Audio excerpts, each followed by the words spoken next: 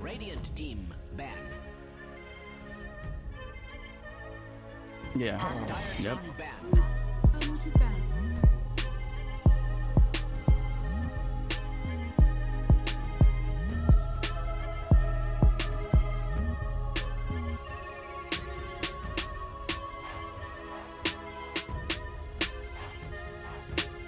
10 seconds remaining. 5 seconds remaining. Yeah, Doom, we'll see if that comes through, but obviously it's interesting that they first ban Invoker. Just they don't want to play it. That's it. It's you know, they're gonna put it away, get it out of here immediately. OG ban the Venomancer. I'm interested to see what everybody's gonna ban, especially because what we saw yesterday. I mean, you already took out the Invoker with the Alacrity, so you can't get the Sven Bugatti anymore. What was he at? 1,000 movement speed? It was kind of disgusting. 10 seconds remaining.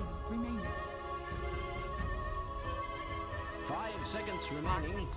Yeah, but you know, you need all aspects of being a Sven Bugatti or a Sven Bergini. You know, it's The Mercedes-Benz. That's a good one. Production, that's actually such a good one. The Mercedes-Benz. I actually really like that one. The Sven Ford Focus, that was one of my favorites as well that I saw yesterday. You know, it's the attack speed, it's the movement speed, it's everything. It's not just moving at 1,000+ movement speed, of course, but it's everything.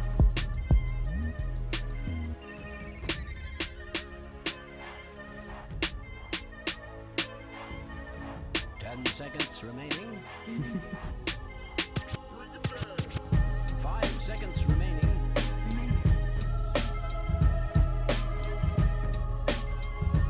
Tire team pick.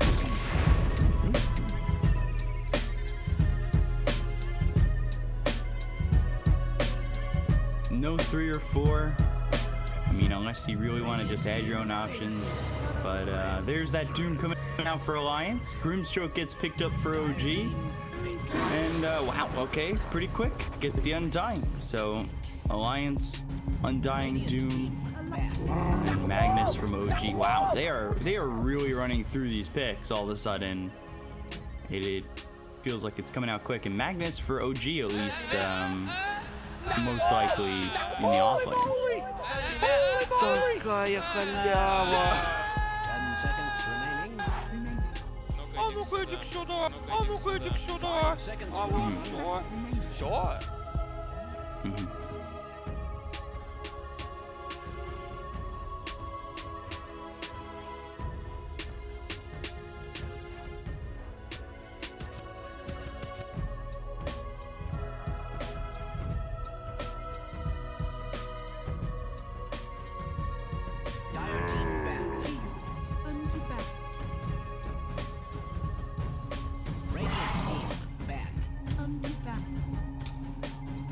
Yeah.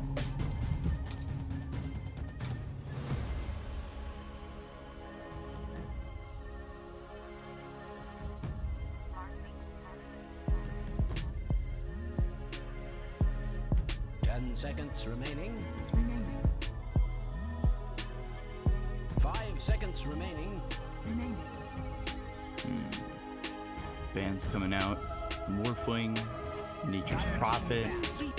I mean, we've been really enjoying this Doom. We've seen Doom played in a bunch of spots as well. You know, we've seen the mid Doom, the offlane Doom. I think we even saw the 4-position Doom, but I believe the 4-position Doom lineup we saw really didn't do that well. 10 seconds remaining. 5 seconds remaining.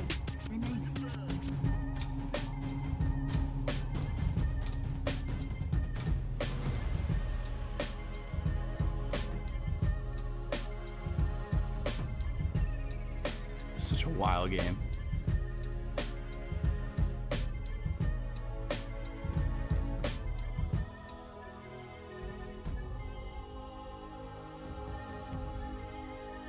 That game was, and honestly, I think I don't want to spoil how it ends. Just obviously, you know who wins because of where we're at right now. But the way it ends, I certainly wasn't expecting that. I think if like, I don't know, if there was just one more tower, it would have been so much better.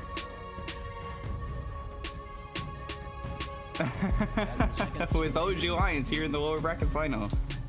Yeah, you're right, you're right. 5 seconds remaining.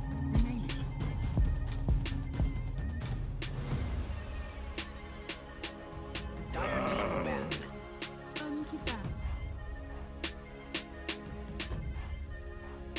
Yeah.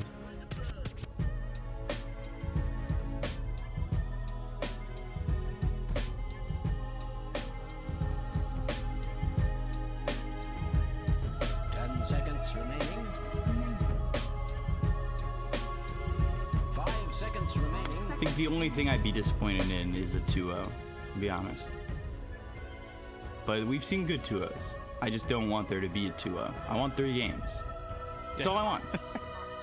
Is that too hard to ask for? Yes. I feel like I just want some Dota. That's it. I'm surprised they banned the Tiny.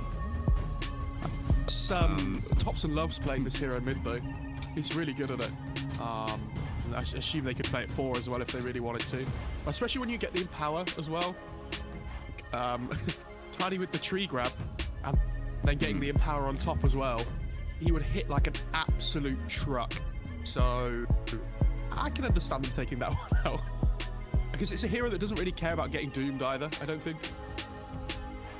Kind of just hit people anyway, right?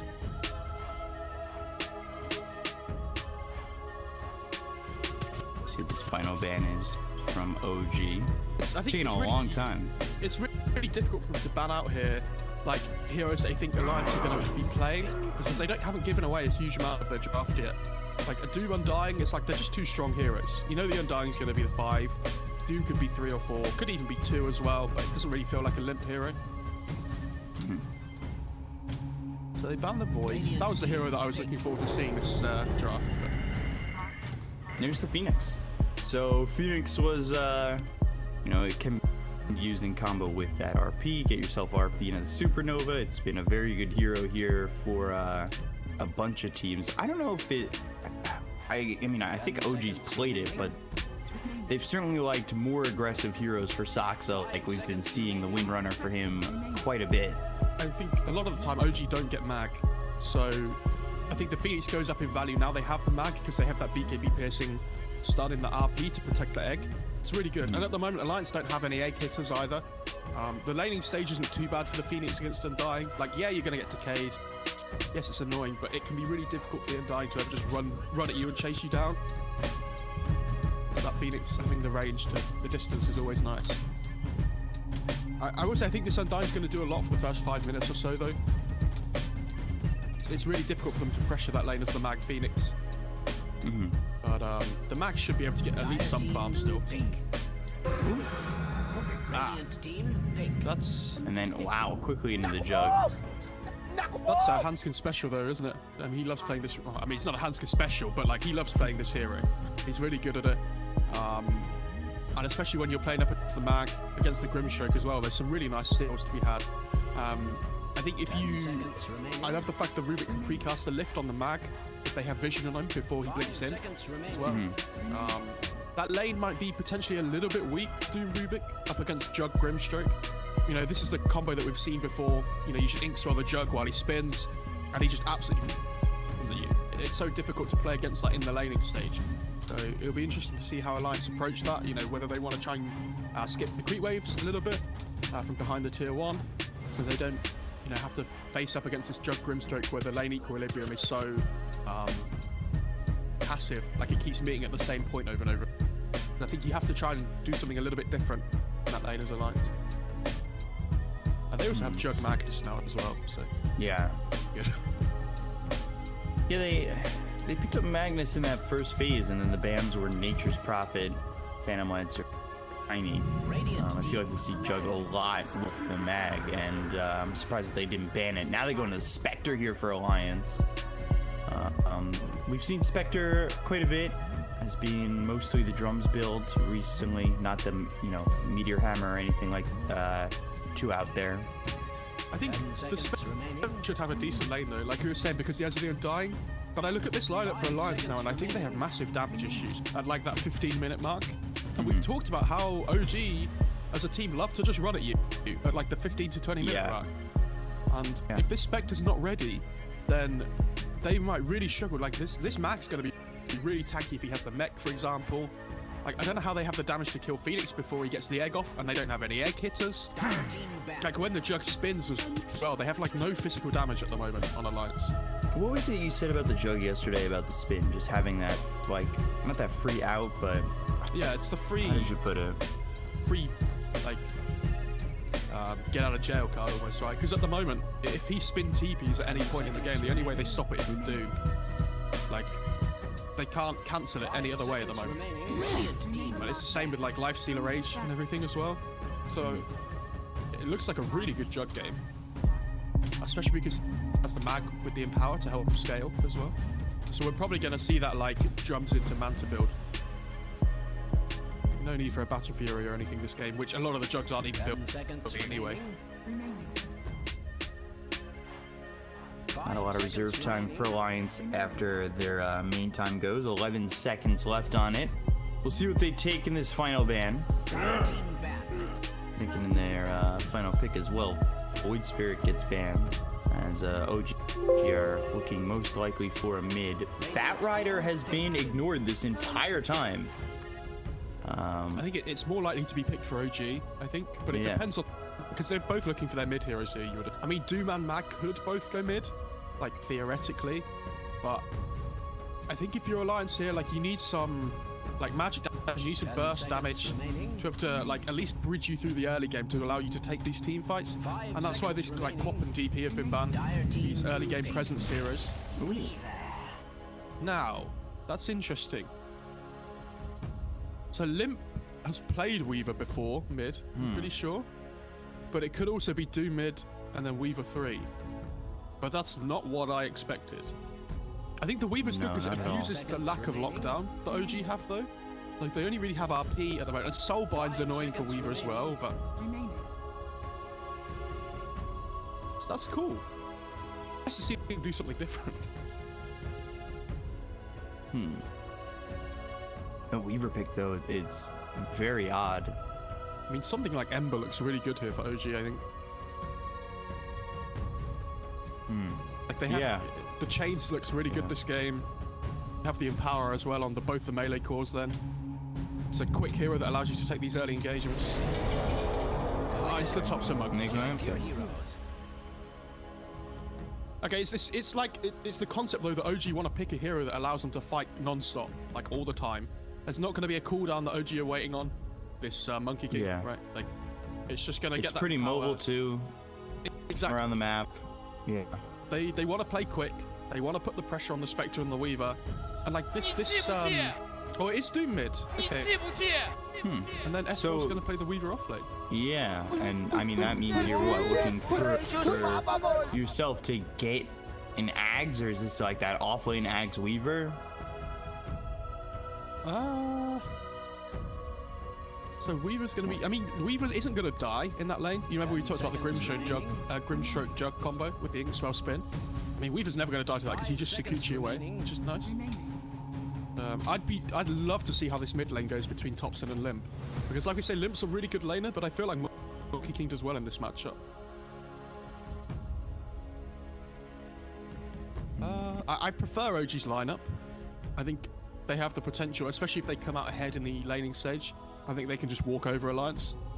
Yeah. Like I said, I think they still have damage issues early on. But especially if OG continue to play like they did yesterday, just running you non-stop. Yeah, but I think for Alliance, especially like this, Undying should win the lane for the Spectre. Like Limp should have an okay time at least, because even if he's not doing great against the Monkey King, like he always has the Devour to keep up his farm. And I think as for like this Weaver versus Jug, they should both just kind of trade farm. I think it's not one-sided either way at all.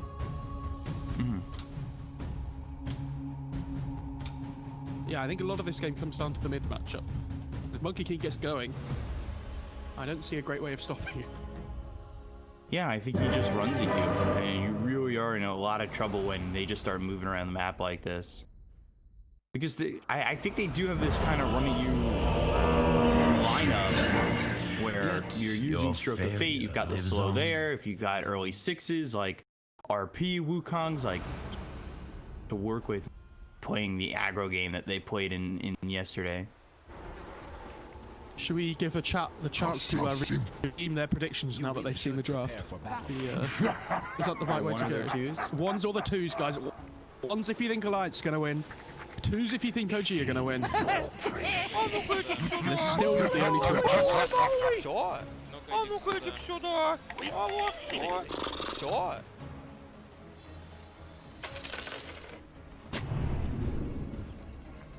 The voice sign's gone. Can we talk again now? Never. Never, never, never. Here comes the OG crew in the bot lane. Yeah, they're coming over. Nico Baby, Limp, and FNG are all here, so Thompson just gonna start it off. So the Jingo damage was reduced, right? And that was... Yeah. So they've increased Monkey King base armor. I think it was from 2 to 5. So his laning, like... But they've changed the Jingu so that you get less damage from the Jingu. You get the same lifesteal, but you get less bonus damage, especially at level 1 and 2. So like your laning isn't quite so reliant on Jingu anymore. You're just a lot more tanky in general. Which I think is, it kind of works both ways. It's like not bad, but in a winning lane, I think he would have preferred to have had the Jingu rather than the extra armor, right? So like in this lane, for example, where he should be doing well against the Doom, I feel like he would have been preferring to play the old Monkey King rather than the new one.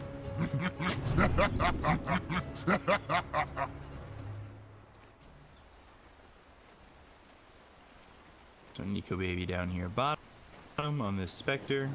We're here with the Undying, but up against the Phoenix as well as the Mag. How's this lane gonna? I think I was saying that Mag and the Spectre should both get some amount of farm at least, like Spectre, but probably more.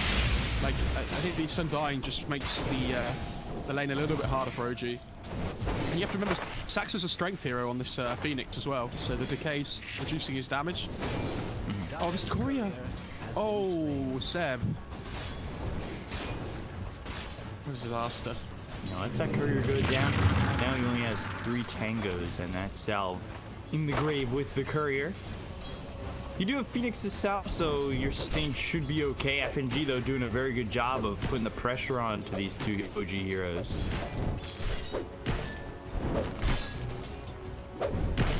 This Spectre's just doing what he wants in this lane at the moment, really. They're not really touching him at all. Still has 5 tangos and a Salve. So FNG definitely doing his job.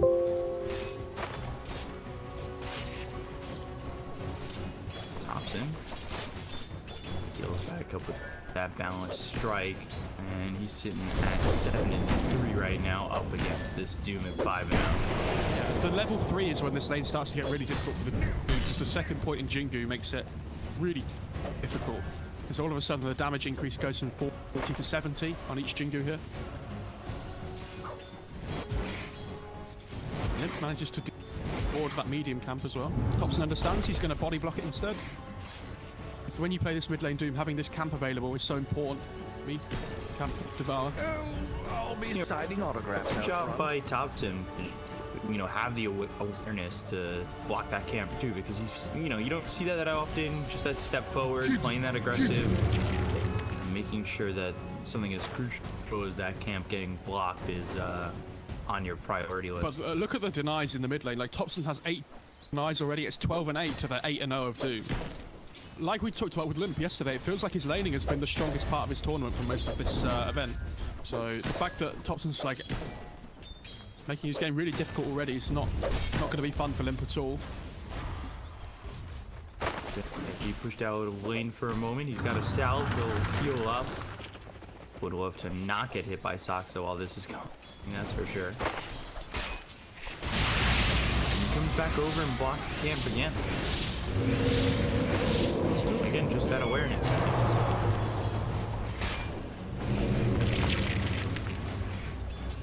Towards top mid one, taking some damage. He's sitting low. He'll salve up. He's got the healing ward.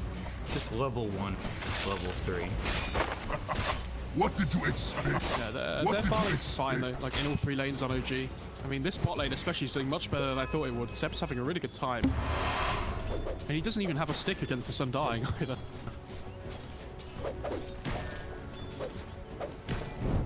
Look at this, 13 denies. Like, how are you gonna farm up against this Monkey King? It's really not easy to just come and trade, especially when the creep equilibrium is sitting right up on the river. Yeah, Limp's obviously not going to have an amazing time in this lane, but again, like we were talking about, he still has Devour. Always just try and help his farm a little bit with that.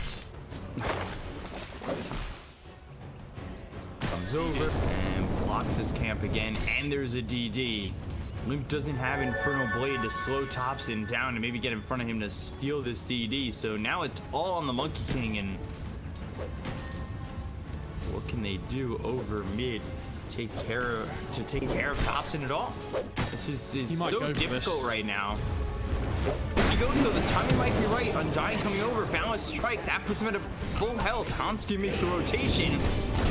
But with the double damage, he's still outputting so much and sustaining so much. You got 3 heroes up against just Thompson. can't get the kill just yet. Has Jingu finally flashes. FNG's gonna die as well. Right there, gets the kill, looks over at FNG, and this is gonna be 2. Oh my. The double damage allows him to just get 2. Might even just be 3. All right. Don't tell me he gets this. He's got Boundless Strike. He's gonna go for the courier instead. Wow. What an absolute disaster, because those supports rotating means that these side lanes have been a little bit easier for OG in the last, minute or so as well. But, I mean, this Monkey King is getting a little bit out of control, isn't he? Here come the tips.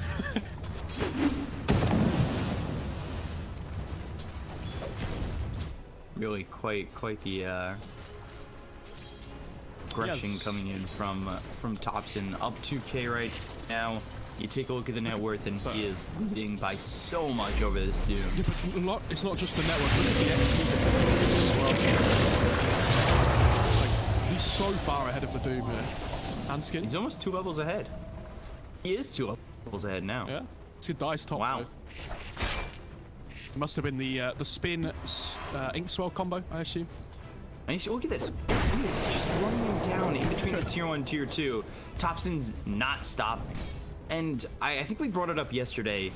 The aggression that OG's been working with, or the way that they've been just going, it feels like pubs where you're just like, I'm getting outclassed right now. Top lane, Inkswell pops. You've got the Stroke of Fate with the Blade Fury. They get another kill, this time on an S4. They don't stop coming. And, this is... They're doing this to a team like Alliance. Tower is under attack. We've seen Alliance play so well this event, and now Limp's in trouble. Icarus dive. Limp trying to TP out, and will do so successfully. No Boundless Strike available for Thompson. Yeah, if you're an Alliance fan, don't look at the net worth chart at the moment, because it's not pretty cool. These 3 AG cores sitting at the top. But yeah, like you said, the Monkey King being so far ahead of Doom is big, but also this Magnus is having an amazing time in bot lane. Seb's absolutely tearing it up down here. This Undying not worked as well as he would have hoped, unfortunately.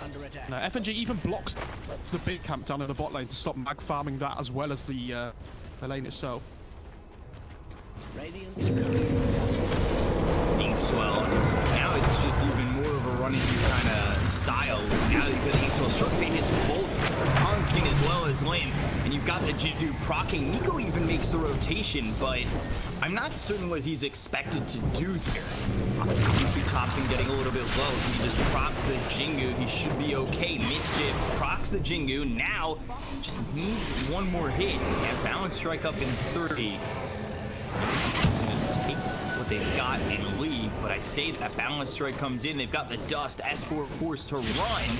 Like, they have to get these kills here, otherwise this is an absolute disaster for Alliance.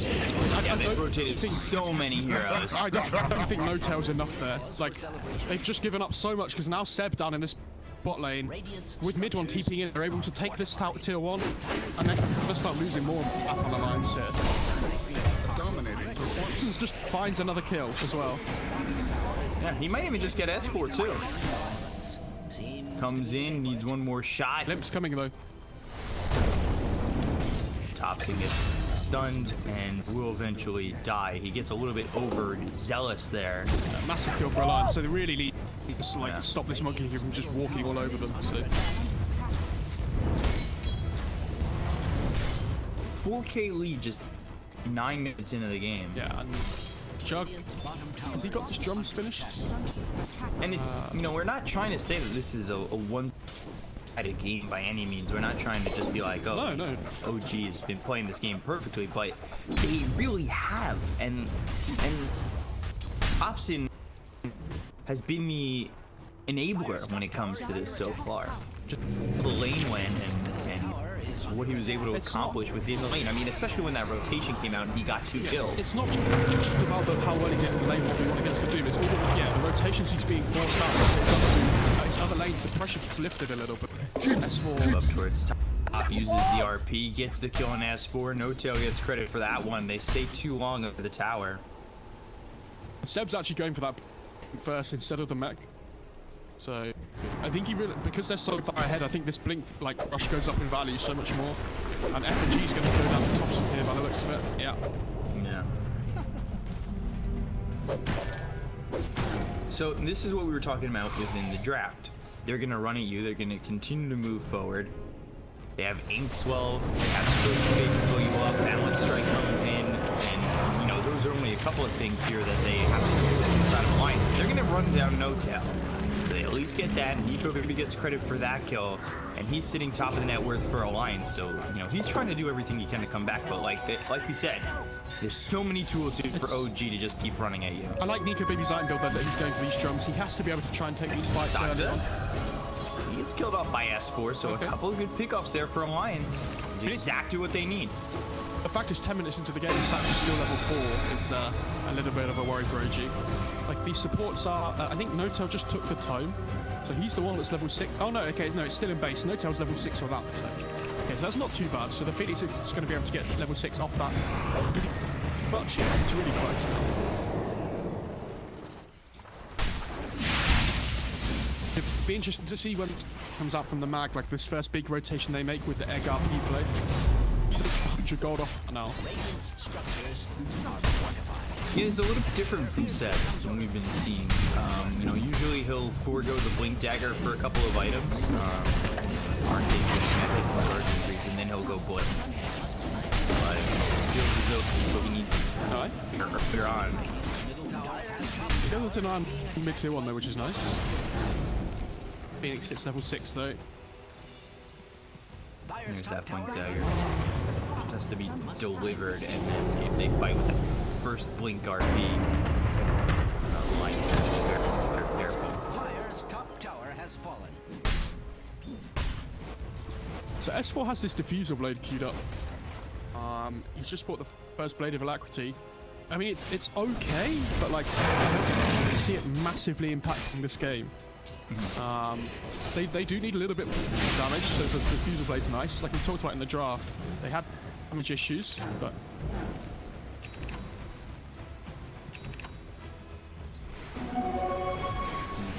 Tombstone try and take this stack. This is very important for Nico to get here. He's struggling a little. with zombies though, it should die quickly. Like FNG's probably going to get some of this farm as well, but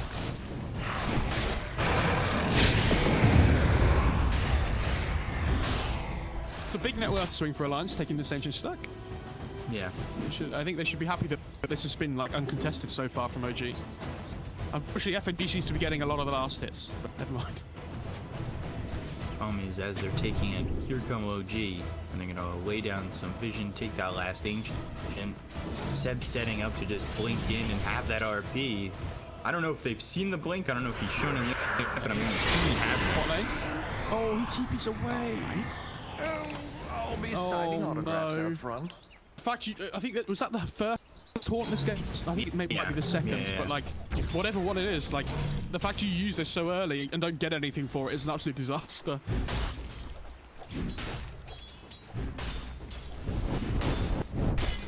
Not only does Thompson up there in net worth, but all three cores on the side of OG are at about 6,000 net worth, really far ahead of the Alliance heroes. But S4 gets caught sentry right there. Soulbind Omni Slash comes through. FNG taking a lot of damage, doesn't end up falling. Blade Fury mid-line, trying to get a couple of kills here. There's good Supernova. They can't do anything to deal with this thing. It's gonna pop, it's gonna land, and Lynn in some trouble. These heroes on the side of Alliance are surviving for now, despite the fact that they've really thrown so much from OG. Now they're gonna try and turn this counter Chi, but S4 running in, Shikuchi, not really finding an opportunity to continue on. All right, let's just summarize what happened there. I mean, that was so poorly executed from OG, but because they're so far ahead, it doesn't matter. Like, they missed RP. The egg on the high ground didn't actually hit anybody with the stun. Like, the Omni Slash didn't even kill anybody. And they still walk away with one kill. On the core. Yeah. So that could, I mean, that could have been an absolute, like, disaster for Alliance. And they still end up losing the though. Even though OG, like, missed all their spells. Very odd. Like such a weird engagement of like OG being the aggressors, throwing everything, only getting. I mean, they got the Doom, so. Yeah, I mean, what I'm saying is the fact that OG can miss so many spells there and the fight still isn't bad for them because because Alliance can't punish them because they don't have this damage at the moment. Inks 12. But telekinesis coming over. Now use that time lapse and No Tail will get run down here. Alliance starting to level out a bit. A couple of pickoffs, but they're still down 8,000 net worth. It's gonna be Deso for Manta for the jug. And Sax is going for this Meteor Hammer first build that we've seen from a lot of Phoenix players. Where you just Chris dive in, throw the Meteor Hammer on the tower. It's also this idea we were talking about. Meteor Hammer's never a bad item. No. Like, it gives you, what is it, +8 all stats, I think? +8 all stats, HP and mana regen. Oh, they do the jug down bottom. When they get the kill onto the jug, tops him meanwhile, kills off S4, and now the Supernova's down, they get the egg, they look over, and this is problematic for mid one. They lose both Soxa as well as mid ones. Nico who gets both kills. Massive amount of kills there. That's a huge kill. Like, couple of kills there. Yeah, the fact that Nico Baby gets both the kills as well. He gets extra 500 gold off that. So all of a sudden, like, he's finished off this Yasha now. So he has to jump Yasha. The trees. And under the tier 2 RP. Oh, Seb on 3. And then sticking out all 3 heroes. Lim, FNG, Nico Baby, all gone. Stolen balance strike hits on the Seb. S4 moving forward. The Shikuchi doesn't even have the damage to really do anything. Bertel and Seb are sitting low, looking for toxic survival with 200 health. Seb. Well, it pops. Stolen Skewer. And Hunskin, he ends up going down to Seb, but S4 will at least take the life of this Magnus and continue. Oh. Like, that's a 3 versus 5, bro, as well. Like, the Jug and the Phoenix are already dead from before. And, I mean, insane RP for Steplo. Manages to set up with the Wukong's command as well. It's not just the Wukong's damage, but he also empowered Thompson as well, so all that cleave damage coming through. With this, I think he just picked up Dexo now as well. So the physical damage output from OG is going to be off the chart at this point. Alliance, though, I mean, the big thing for them is even though Spectre died, he got that double kill before. So, like, he's still finding his way into the game here. And you've got to remember, yes, he's behind in net worth in comparison to the Jug, but he doesn't have power to work with. So the fact he's only like 1,000 gold or so behind actually is still pretty good for him. Nico Baby's doing okay here. 8,000 lead, especially after yesterday. I think still feels winnable, but Limp getting run down will burn out. Soxa gets the kill. I mean, Limp's just not having a game. No, he's 1-5 and 3, and he hasn't even been able to do anything, and that's since the laning phase. Yeah, ever since Monkey King got level 3, he has struggled.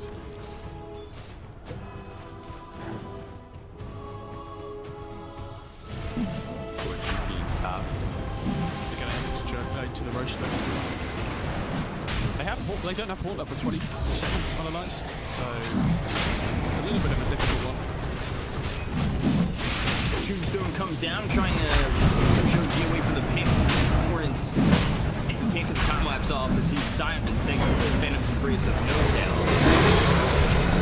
So now they've got the Soul Line coming in. Think about it on the tail. Now Supernova is snatched by mid-one. Can't even get that huge RP from Sam. And this is so good for Alliance. They're going to lose everything. Nico Baby now on the run. 4 heroes got on the side of Alliance, so try to TP out. Inkswell, I'm not sure it will pop in time. Just getting away, but that is 4 heroes gone. Aegis into the hands of OG, and an even opposite to deal with. Dude, this new offlaner for OG looks pretty good. I mean, what a game Seb's having so far. Like, I mean, that's like the 3rd good app we've had this game, and it's only 19 minutes in. Like, He's doing insanely well. Was intentional. And you have to remember, it's not the RP, but that original skewer on the Weaver at the start of the fight. With this, you see the ward they have just above the pit in their jungle. Like, it sees this Weaver coming in from the top side. And so they get the skewer with the follow-up silence from No Tail on the Brimstone. And Weaver just gets 100 to 0 at the start of the fight. Nothing that Escort could do in that fight. He just gets blown up. That's this Fusel now. So they might be able to find some key pickoffs here. Like, I think if they catch the Monkey King while this Diffuser's up by himself, they do have potential to kill him off. To on.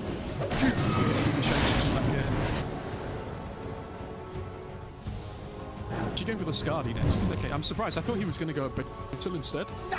Especially when you're playing up against this Weaver, right, which can be a little bit difficult to lock down. A Scardy definitely not a bad item. Makes him a lot tankier.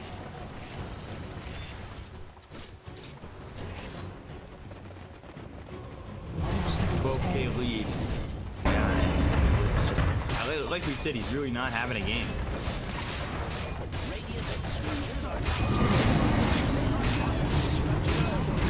Pretty much of this game, like we said, it's a level 3 for the Monkey game.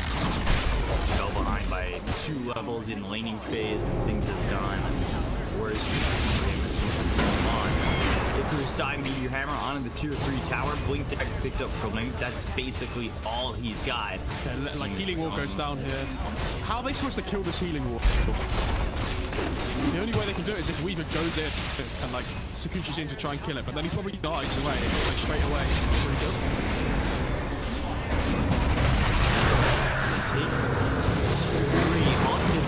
They've got the Soul Walk out in this Undying as well as the Dooming. 12 pops, but it's not going to land. Supernova on the back lines. It's not the best Supernova, but it does keep Alliance from jumping in. Bruce dive over. Meteor Hammer once again. Nico Baby needs to run. Omni-Slash bouncing around. They'll get the kill on an FNG. It's just Undying dead so far. 29 seconds does have buyback. They still have the Aegis, remember, as well on OG. So even if it's struck up, it's still not a normal fight for them. Oh, Blink score time lapse for S4. He's got the silence onto the Doom. And can they get anything out of this for Alliance? A lot of heroes on the side of OG, but they just don't fall. Buyback comes in from S4. Lives ends up dead. He's got no buyback. He's gone for 30. Nico Baby on the run. OG just keep coming. Blink surfaces.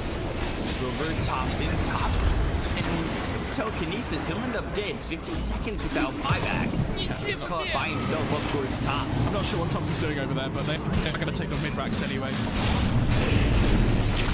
Still have the Aegis up if necessary here. Good skewer. Silence. He's up dead. Nico may be running forward. They've got the telekinesis on the No-Tail. Lifted up, thrown down, but Doomed up Seb as well. hits Limp. And Limp just can't catch up to Seb anymore. He threw the Doom, but I don't know if they are going to reach him in time. So Dagger comes through. Limp. For stomp. It's a pop. So Seb. Oh! He's got the flip. Oh! He just gets out. I think 4-step in the skewer. Dyer's middle tower is under I mean, the fact he gets out there just sums up this game for like. Yeah. So he just TP's in again, but he blows up S4. But Blows up S4, might lose his own life. Meteor Hammer coming down, so he's there with Nico Baby. Oh, Meteor Hammer gets from Sansa, and they'll get the kill on a Limp. Losing another couple of tier 4 Alliance. oh, the healing ward comes in from mid one at the last second. Keep Thompson alive. I mean, they're just styling on them at this point. Like, they're 17,000 net worth after 23 minutes into the game. And this is exactly what we saw Nigma 2 to Alliance yesterday as well. Like, they punish them for having this really good laning stage, and it just gets out of hand so quickly by these early team fights.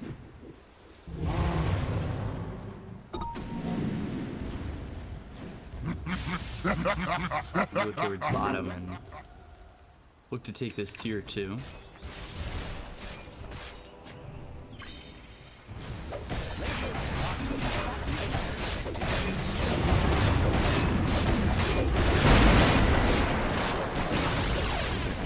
down. They keep the tower very quickly. They'll continue to move forward. RP available here for Seb if they're going to try and take this high ground. I mean, everything's available for OG.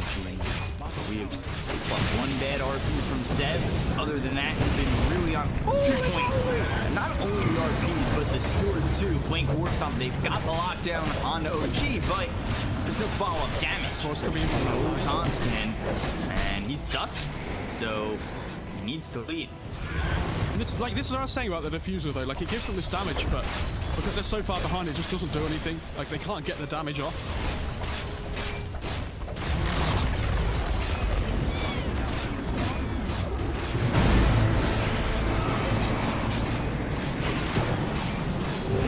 Strike hits 3. RP to follow it up. It's picture perfect coming in from G, and they are going to clean up 3 heroes. Hanskin F and G, Nico maybe die. He's thrown out, but it's really not worth much.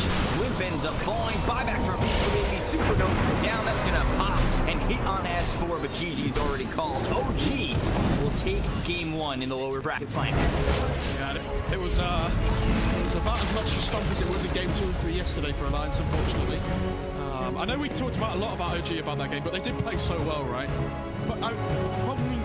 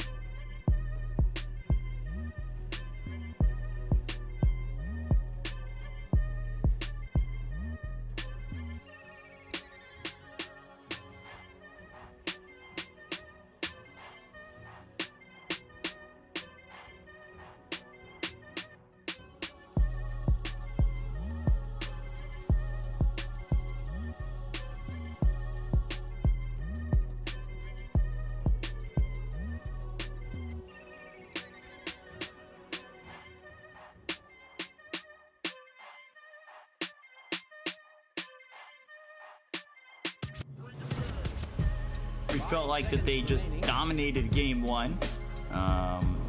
You know, there's not much to say that really counters that point. Alliance just kind of fell flat in game one, and whether that's due to the draft or just the fact that OG have been playing this don't stop running at you lineup, you know, it could be a combination of the two as well, because it really just was OG from start to finish. A couple of minutes into the game, they were up 2-3K, especially when they went, you know, 3 heroes mid to try and kill tops and come away losing 2. Like, it may sound biased, it may sound one-sided, but at the end of the day, OG played that game from start to finish ahead. There's nothing really there from Alliance that, you know, gives me the thought of like, you know, they did these things right. They played well with what they're, you know, what they had, but playing well and being down 12,000 net worth, you could do that and you're still gonna lose. So yeah, the problem they had last game was that even if they cast all their spells properly and everything, it was still really difficult to be able to kill anybody, because they couldn't kill the healing ward. If Jug ever spins, then what do? You know? It was a difficult one. And I will say, how many times this tournament have we seen very generalized bans in the first 2 against teams, right? Like, it happens all the time. Like, we see the Doom bans, the Venom bans, Undying bans. It doesn't matter which teams are playing, they always come out. What do Alliance have to ban against OG in game 1 and game 2? Invoke or Wisp. Like, and it gives OG this massive upper hand already coming into the draft, right? That they're forcing Alliance to have to ban these 2 heroes that they don't even necessarily have to play.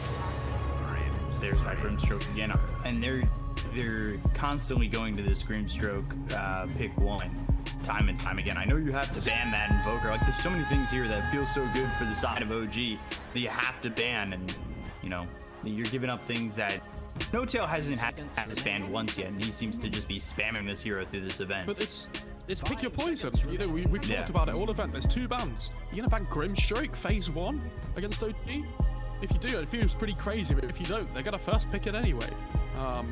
I really like this hero. I don't know why it disappeared for such a long time, because it was being picked loads, and then it just disappeared completely, and now it feels like it's being picked again. It's just really odd. Like, it gives you wave clear, it gives you a silence, which is really key. It gives you a 3.7 second AoE stun at level 4, and it gives you teamfight with the Soulbind. It enables so many different heroes. I don't really understand why it disappeared so heavily. But OG definitely making good use of this hero. Yeah, now they're going to be up again. It's the Phoenix, which is picked up for Alliance, something that OG had in the previous game. You know, I think OG, Saksa especially, he's played a couple of heroes here that have looked so good. Phoenix and Windrunner being a couple of them. And now the Magnus immediately for the Morphling, and Morphling was a second phase ban from OG in the previous game, so they pick up the Morphling here, and we'll see what they're going to do with it. And Doom's open, but I just don't think you put Limp back on that Doom. No. You really need to find him a better playmaker. Give him a playmaker, give him some tempo-based hero. I mean, I like that OG go back for this Grim Mag again. We saw from that, said Mag is very, very good. He missed that first RP, like around that 1-5, but everything up was insanely good. Like, he always found the right openings. Yeah. So I think it's up to Alliance now to ban heroes that work well with the Inkstro and the Empower. You know, things like Ricky you have to think about as well, PL. I mean, any like even things like Ember, which we talked about, got completely untouched last game, which would have been really strong. You know, Sven is still a potential pick, I think, for OG. I was very confused by that Weaver last. I think we came up with some good ideas. Obviously, we're not the ones drafting. We're not, you know, we don't have communication with the teams here. Landline to connect to them. But the Weaver, it just didn't feel like it did anything. Like, what did that Weaver do in the previous game? I think the issue didn't come from the Weaver pick. It came from the position they put themselves in before they had the last pick overall. Yeah. He did so much from their last pick, and I don't think there was anything that would have solved all the problems. Like, they had damage issues, they had like the early team fighting issues as well. It didn't go well from last game. It doesn't mean the Weaver couldn't have worked, like, ever. They have played it before Alliance, and it's been, you know, pretty good for them still. And I like that they give Hanskin this Phoenix though, so they have a little bit of team fight to play off of already.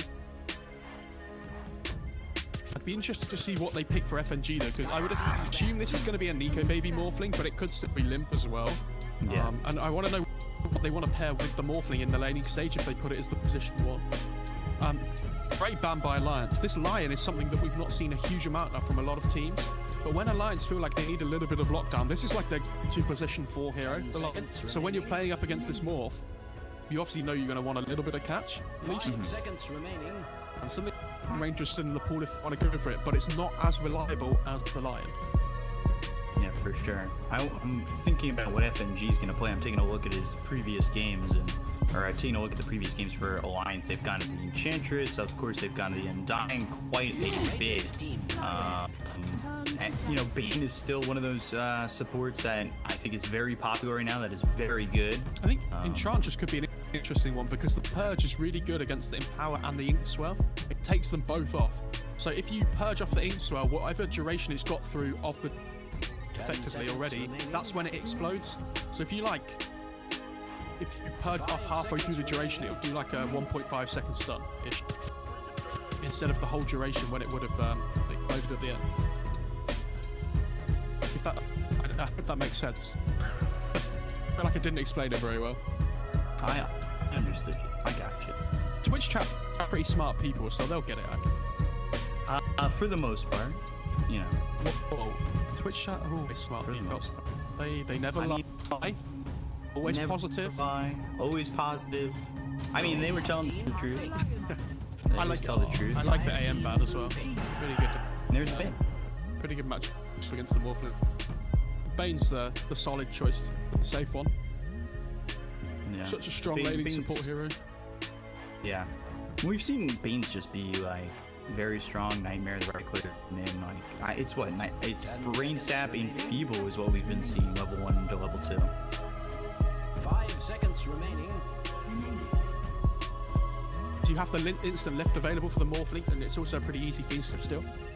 Yeah. Pairs up well with the Magnus in the laning stage, at least a little.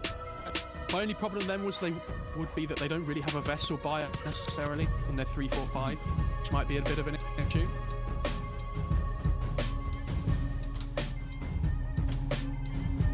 Someone like a mid-Kunka get Vessel anymore? Yeah, it can do. I was going to say I'd like them to pick something that has the potential to hit the egg. Would be nice. The Slark's okay, it still works well with the Magnus, it's fine.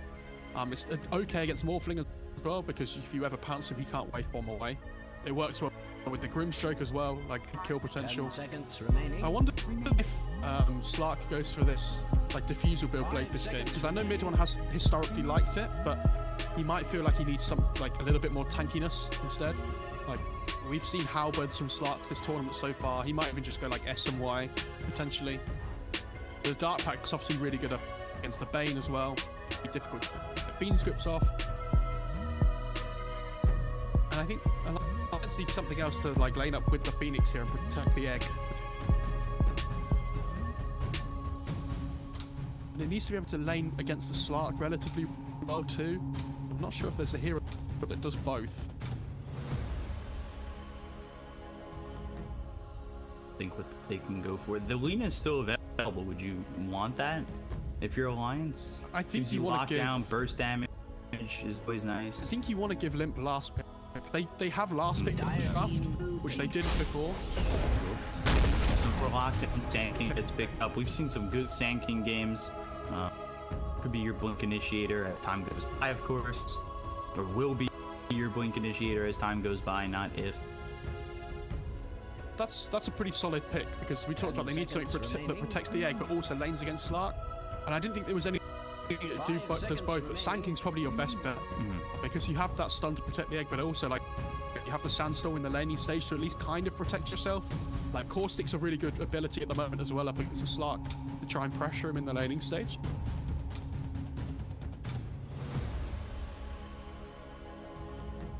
For you guys in chat that don't play a huge amount of Dota anymore, Caustic got changed. So that, do you remember how when Caustic, it used to explode all the time before? Like there used to be like a timer where after however many seconds it was, even if the creep didn't die, it would still do damage. But now you have to kill the creep for the Caustic to do damage. Because otherwise the Caustic effect just disappears when doing damage. OG go to that tiny that got banned in the previous game. That's pretty scary. I mean, it could be a 4, but I imagine it's going to be Thompson's mid here. Right? 10 seconds remaining. And I think Which means they're still looking for a 4-4 OG, which I can still see that being Windrunner, or like you said, even the Rubik. The Rubik looks, I think both those heroes really look good. The Rubik looks really good now because of the Sand with the Burst Strike Steel as well. I think I'd be really surprised if they didn't ban it out in the last phase on Alliance. And the Ancient Apparition. Good ban. You know, you need to make sure that you get rid of that hero with the Morphling on your team. But I think they've already got their set 5 for No Tail. Like, it's be No Tail on this group stroke every single time. I understand them banning the AA though. Like, they still need something that kind of deals with the morph in a way, right? Like, they have the instant burst from the tiny when he gets blipped potentially. Like, the AA makes it easier because then you have this tiny running around the map with blink, with Ice Blast being cast on top from the other side of the map. Everybody dies. Like, to that combo of the Ice Blast Avalanche toss. And that's a great Timber ban. We've seen him play that tournament so far, and he looks really good. So because they've picked this tiny now, they have 2 bans here to protect it in the mid lane, and Viper Timber are probably the 2 that Tiny hates playing against the most. 10 seconds remaining. Choices here. I think if they don't ban Rubik, OG will pick it. 5 seconds remaining. They need to decide here. Yeah, I think if you ban the Rubik, they'll go Windrunner. If you don't, they're going Rubik. I really like it. I really like the Rubik pick. Like you said, the instant lift. There's also so much to steal here that I think what we've seen from Saxa so far in the Rubik, like, he'll just throw it back in and make you pay for it. So Rubik gets there's banned. The ban. I think they could pick something like Shadow Shaman potentially as well. Might be okay. Because it's kind of similar to the line, right, with the lockdown potential for the Morphling. And Saxa has played it before. I don't like it as much as the line this game. It's still pretty good. I think Shaman and Wind Ranger would be the 2 that I would look for Saxa here. 5 seconds remaining. For Alliance, though, what are you thinking over mid? Is it worth getting Alina here, or are you looking towards something else? I've just realized they could pick Mirana as well, which is still pretty good against him. For Alliance, I think it's probably the go-to, but they have a really squishy lineup there. That's the Wind Ranger. Which, you know, it was either going to be that or the Rubik, and once they banned the Rubik, it felt like it was pretty much the Windrunner. Maybe something like DK might be okay. I feel like they lack a little bit of frontline here on Alliance, but it doesn't feel like a great DK game either. 5 seconds Alina's probably the go-to for them. What about Death Prophet? And I don't. Okay, they do go DK. And they do go DK. But now my problem is does Tiny, like, does DK do okay against Tiny? It feels like they both just trade farm. And I think they're gonna have this, like, issue again on Alliance where it gets to this 15-minute mark and they have a little bit more damage than last time. But I think Thompson's gonna get blinked this game and just start running at them. And I think you're a little bit more sustainable this time, though. Like, I think DK is way tankier. You have some better initiation. I think if the laning as bad as it did in the first game, like, I think, yeah, it's gonna be rough. But I think any lineup that loses that laning phase the way they did in the first game is gonna be rough. I think here they have a lot more of ways to just kind of have a better time, at least. their lineup's definitely 10 better than seconds last game on remaining. Alliance. I just worry that, like, this is what I'm saying, when Tiny gets Blink and he has Avalanche and Toss level 4, and there's a Grimstroke paired up with him with Inkswell, he's going to blink in, have Inkswell on him, Avalanche toss somebody, the Inkswell explodes, then they die. I think every single one of these heroes, including the DK, has to be so careful of that. So I'm expecting braces all round from Alliance. Some early stat items, possibly like a hood on the Sand King, potentially. Yeah. Their laning stage looks a bit stronger though on Alliance this time, which is good. This Sand King Phoenix should be to pressure the Slark pretty well. Like Morphling Bane's a relatively good laner too. And the mid lane looks like it should trade pretty evenly between the DK and the Tiny. So as long as Alliance don't far behind, they should be okay. I think they just have to worry about this timing that OG are going to hit after the laning stage.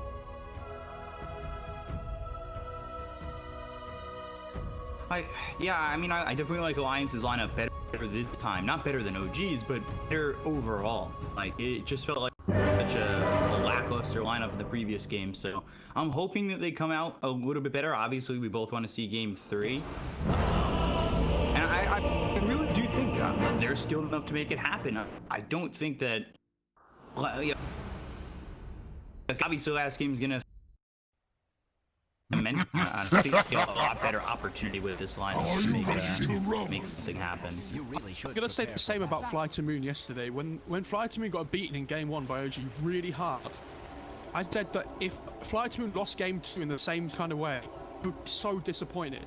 They go out of the tournament losing 2 games in a row that badly. Like, if Alliance lose this game against OG, but they play a good game, you know, they do the best they can, then what else can you say to them? Because at least they've given it a go, at least they would have played well, at least they don't get in like 2 games straight away, but they'll feel really bad if it happens the same way that it did last game, and that's just their tournament done. So hopefully we get a good game, and even if they lose, that's all we can ask for.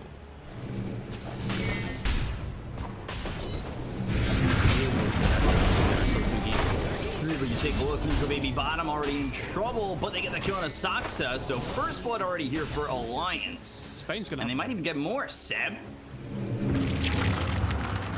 trying to get run down here. FNG has Brain Sap in just a second.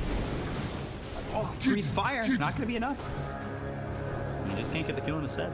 I wonder if Seb walks back to base or if he gets salved up by No Tail on this stroke. Battle begins. They're gonna get 4 bounty runes on the lines. This is the start that they needed. Wow. So they get first blood, they get 4 bounty runes. And the best bit about the first blood as well is it went to limp on this DK. So they get an amazing start.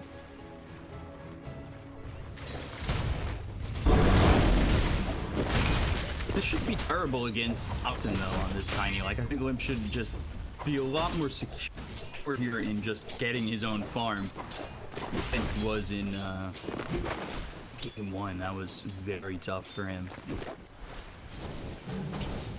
Sure, like, but this is the thing, like, you can't really pressure the DK out of lane. Like, he's gonna get farm. Thompson should just get farm as well. And then it's all gonna be about the rotations both these heroes make. Especially if Thompson on this Tiny decides to try and make an early move. Like, with this DK, when he hits level 6, start to push the tower really quickly. Yeah.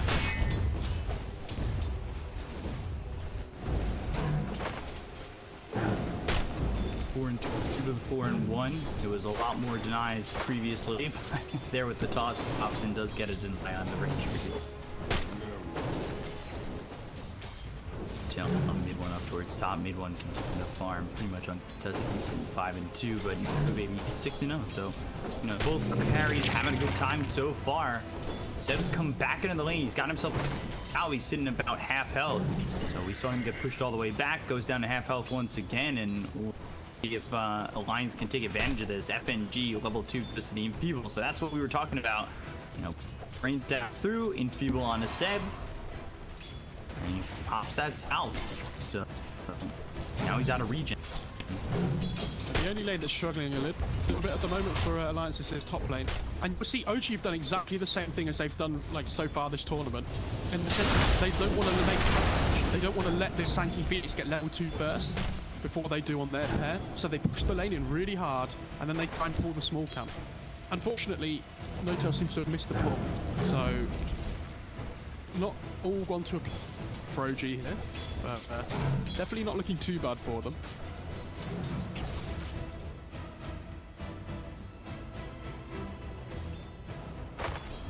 Mid one is sitting at 8-3.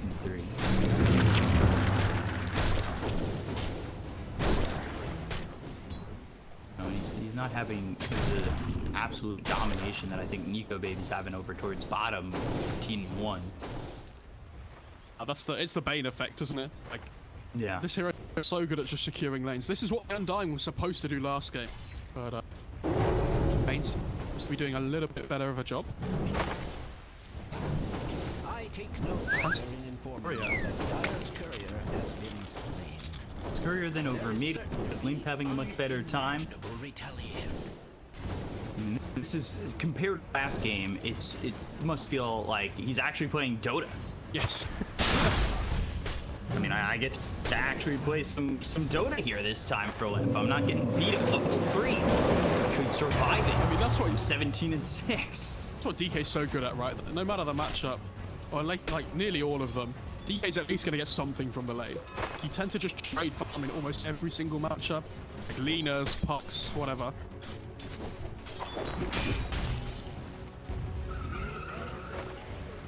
This is exactly what we wanted to see from Alliance. We rather hope to see them, come back, get ourselves a 1-1, get the full 3-game series. FNG. So far, they're holding true to that of 1,000 First blood, but Ink Swell, 2-man stun for Hanskin, who will Icarus dive away. As Four takes a couple of shots as he retreats by the tier 1 tower. S4 actually has no reach as well. And there's a big wave coming in here that he might not be able to contest.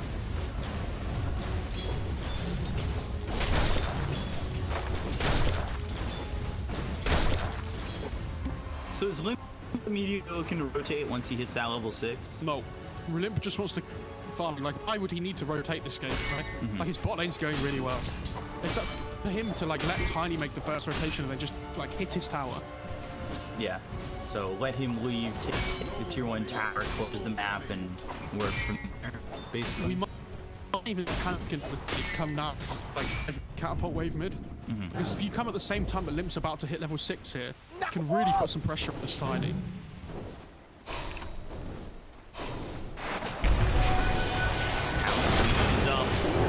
Hanskin, who's in trouble, but again has the Icarus dive.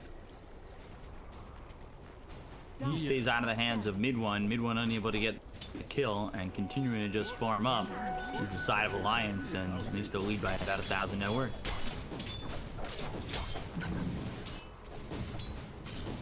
Early Morbid Masks mortaling. Baby's net worth right now 2,302. Also Link 2,600 net worth. I'm over mid. Here's goes into the other rotation, which FNG coming in. Brain sack. Now the Infuel's out, but the Avalanche toss on FNG just needs one more shot to get the kill to breathe fire. Ooh, survives and ends up going down on tops in FNG. 30. Limp came in and so the Tiny said that the tree throw hit him instead of the Bay. I'm pretty sure. And now with this capital wave, they're going to do so much damage to this big channel. Oakdale top, he goes down, Inkswell pops, hit onto S4. S4 is burrow stricken just a second, mid one in a lot of trouble. But gets away under the tier 1 tower, survives. However, over mid, they're coming through on the tier 1 with the catapult here. Still in the Elder Dragon form. Puts some damage on the Thompson, backs him up for a second. Now level 7. Thompson. This tower's gonna die.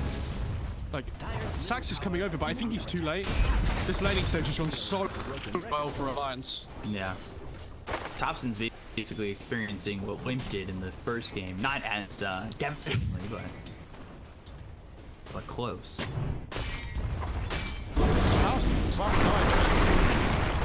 Avalanche.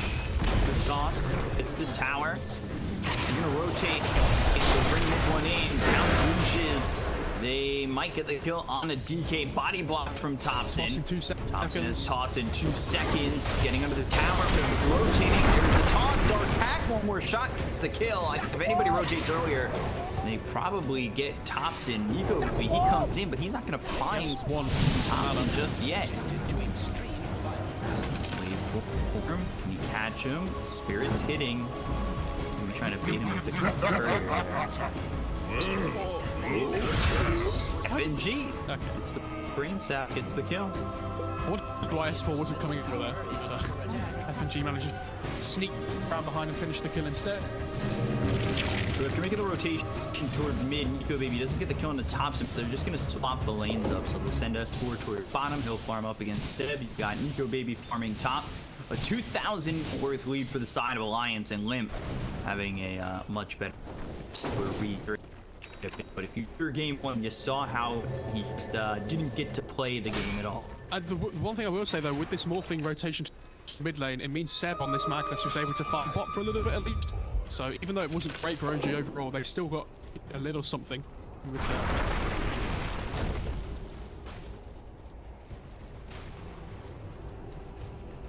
Radiant's courier has been slain. This Sport losing his courier there. Just behind the tower, and now they've got the Nightmare. Link coming over, Seb's in trouble. He's got RP, everyone. He's also showing up. I don't think he's gonna get the RP off. Seb, they'll end up dead. They look over at mid, one pounce to get some distance, and they take out the Magnus and are moving around the map beautifully. That's an arcane rune D here as well, so when it runs out, it's hardly gonna have any time at all. And remember I talked to you about this magic burst potential coming from the Tiny and like the Grimshake and whatnot. Interestingly, Limp actually went for an early cloak on the DK just to sustain himself. So now not only is he really tanky with the Dragon's Cloak, but this cloak is going to make him have so much effective HP in these early stages of the game.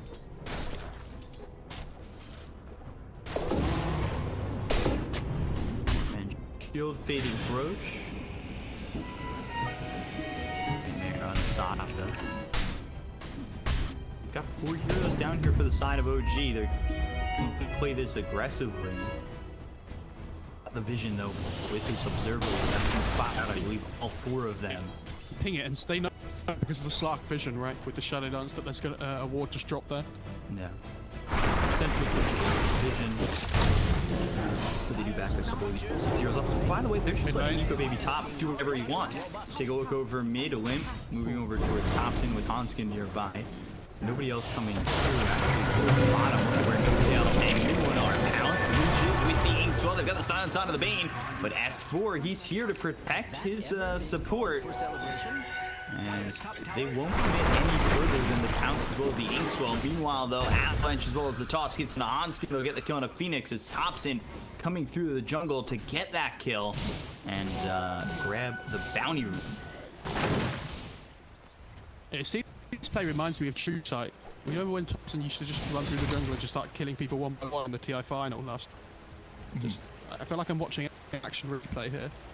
But I mean, much better game from Alliance so far. Like, this landing stage has gone so well. Nico Baby's having an absolutely free game here. And he's going to go for his E-Blade now straight away. She's lineup.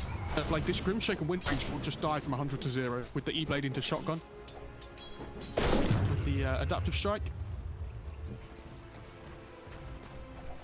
Royal.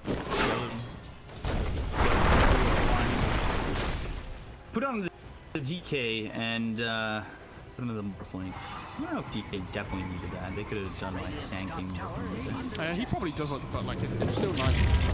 DK does have some mana issues. Early Arcane Ring could pass that over to the SK. They give the Faded Brooch to? Are they giving it to the Sand Kings? Just in base. And the only one holding a neutral item right now is Limp. There's just a Faded Brooch in base. What? So over towards top, Limp and Nico Baby will be here. Elder Dragon form is pop.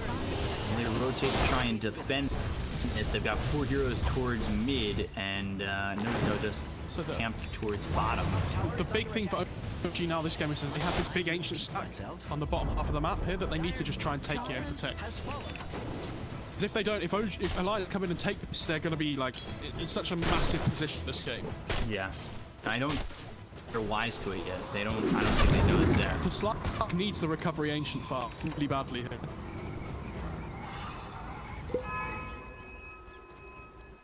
Went very close to this blink dagger. I believe the blink dagger was picked up for S4. So yeah. So they're gonna have 2 initiators ready to go with their blink daggers. Morphling, who is closing in on the E-Blade, is still quite a ways out from that Eagle Sun. It's still going so well. Nico Baby's just had an open game up to this point. For Alliance though, it's not just a blink on the Sanking, Little's picked up his blink as well. So there's like a massive timing here where, especially if they smoke on Alliance, they can take them by surprise. They've just taken the ancient stack though, and this is what I'm talking about. Like, they're a little bit too slow, unfortunately. And now mid-one with the Slark is getting big boost in net worth. And now all of a sudden the lead's down to 1k. They're finding their way back into this game here with these stacks that they're taking. Dragon Tail comes in, mid-one in trouble. The Brutal Strike hits, they get the kill on the sword. They'll go over a no-tail. Inkswell himself. But there's the Fiend's Grip, and he can't get any further. He'll end up falling. Kill goes for FNG. 2 kills for the side of Alliance.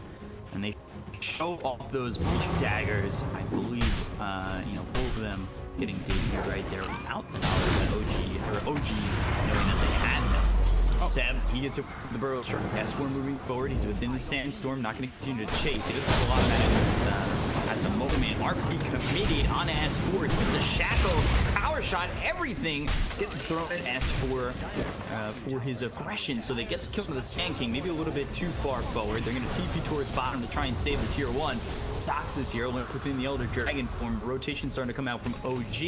Mid-one moving forward with Soxa. Shack does land. But mid-one a little bit too far behind. I don't know if he's going to catch with pounce or anything. So a little bit too slow. Ends up farming the wave and to get back. But this is fine for Alliance, I think. You know, Nico Baby still just farming top, being untouched. Look at this mid lane though. Invis tiny. Avalanche toss. You're dead before you hit the ground. Remember this rubbish lane that Thompson had mid? Top the net worth now. Yeah, like, Nico Baby had a free lane. I mean, Thompson's been farming so efficiently with his Avalanche and Toss, and with this power as well. He's farming up an absolute storm, and he's actually not going for a blink. I think because he has this Magnus on his team, he realizes, like, damage output is going to be really important this game. So just going to go for this kind of, like, roaming build instead with the Shadow Blade. Obviously, if he needs to build a Silver at some point in this game against the DK, he can. They're not going to be quite so reliant on the Slark damage here. Yeah, buzzing gold away. Mantle from us.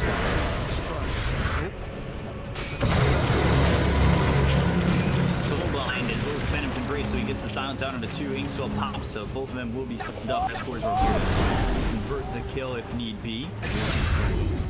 On the run, Brain Sap to finish off the Grim Streak. Another kill there for Alliance. They lead 8-4. The lead is only 1,000, and they're moving over to go and get Nico Baby. RP's up in 10 seconds here. As they approach this, Shackle's coming over. That's it. 400 gold until he had the Eagle's Dong and got themselves a shockwave into this Shackle shot. And ooh, I don't know if they needed RP there. Avalanche toss seemed to be enough. They get the kill on an Nico Baby regardless. Thompson dominating, and that pushes him back on the Eagles a bit. But now we take over bottom mid-one. He's in the Shadow Dance. Attack on the run. Inkswell gets out with the pounce. Can't control the Slark enough. So they get the kill on the Morphling over top to keep the Slark alive bottom.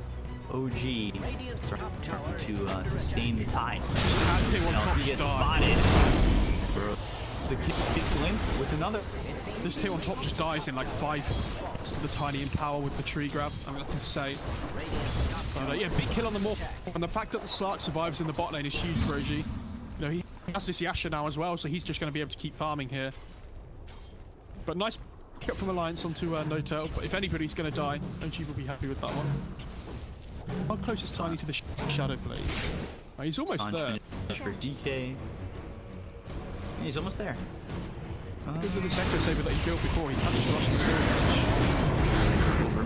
White Sox in trouble. Sunray on him, burning him out. Gets the kill. Mid-one, he rotates in. They got Tiny right here. S4 in some trouble. The Avalanche comes through. He's got Burrows up again. Good Nightmare locking down Thompson to allow them to retreat. That was cute. Mid on Dark Packs and just hits the Tiny to take Nightmare off.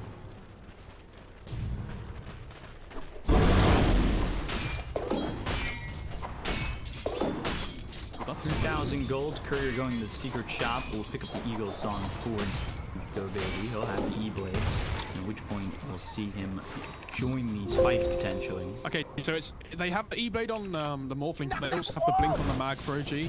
So it's all going to be about now who can get the initiation in the first place, right? Because if they get a Blink RP onto like possibly like maybe even 2, or if they just Blink RP the Morph, then they have really good kill potential. But if Morphling can shot down to somebody straight ports in sack, then they take the fight 4 versus 5 straight away. So the vision and the smokes are going to be really important. Now OG going to be looking to take the lead here with theirs.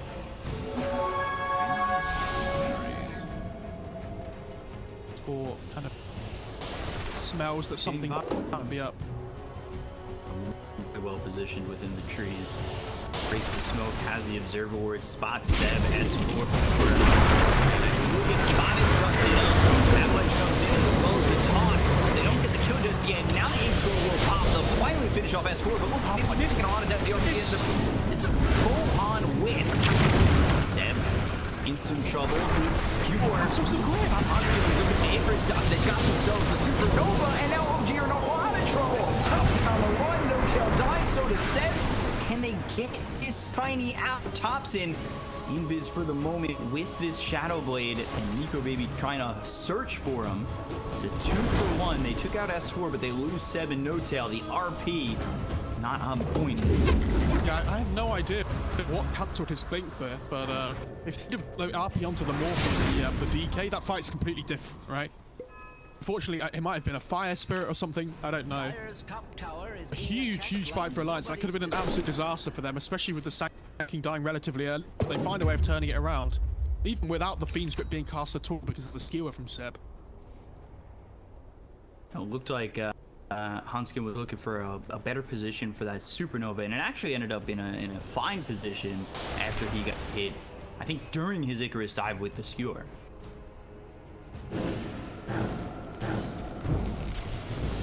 Nico Baby goes back to continue farming, going into the Sanj and Yasha. Talbert finished off for the DK, BKB next for him, and S4 going into the Yules after he's picking up his veil. Coming out from mid one, I honestly thought he was going to BKB this game. Like, the Manta's okay, but I feel like the BKB just allows him to fight, even if he doesn't do a huge amount of damage. So maybe they want to keep this game alive. They want to keep scaling going into the late game. They feel like they can win this if the game goes later on with 2 cores and the Tiny in the slot. Coming. One in trouble. Dragon's E-Blade blown up. Goes mid-one, and he's gone for 40 seconds. This opens up the Roche pit for Alliance. He has no buyback. Yeah. It's just not good for OG. But if they can get this Aegis on Limp, on Nika, this is going to be huge because this burst, which from the Tiny, which he's been worried about all, which means he has to sit on higher strength, it's not going to be a problem anymore because he knows he has this second life to play with. So he can be so much more aggressive.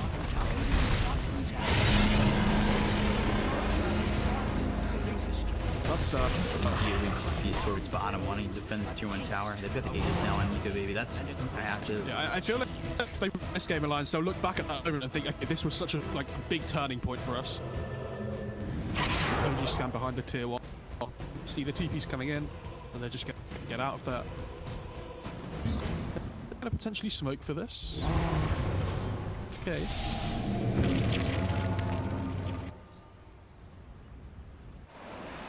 Now need to look to go somewhere.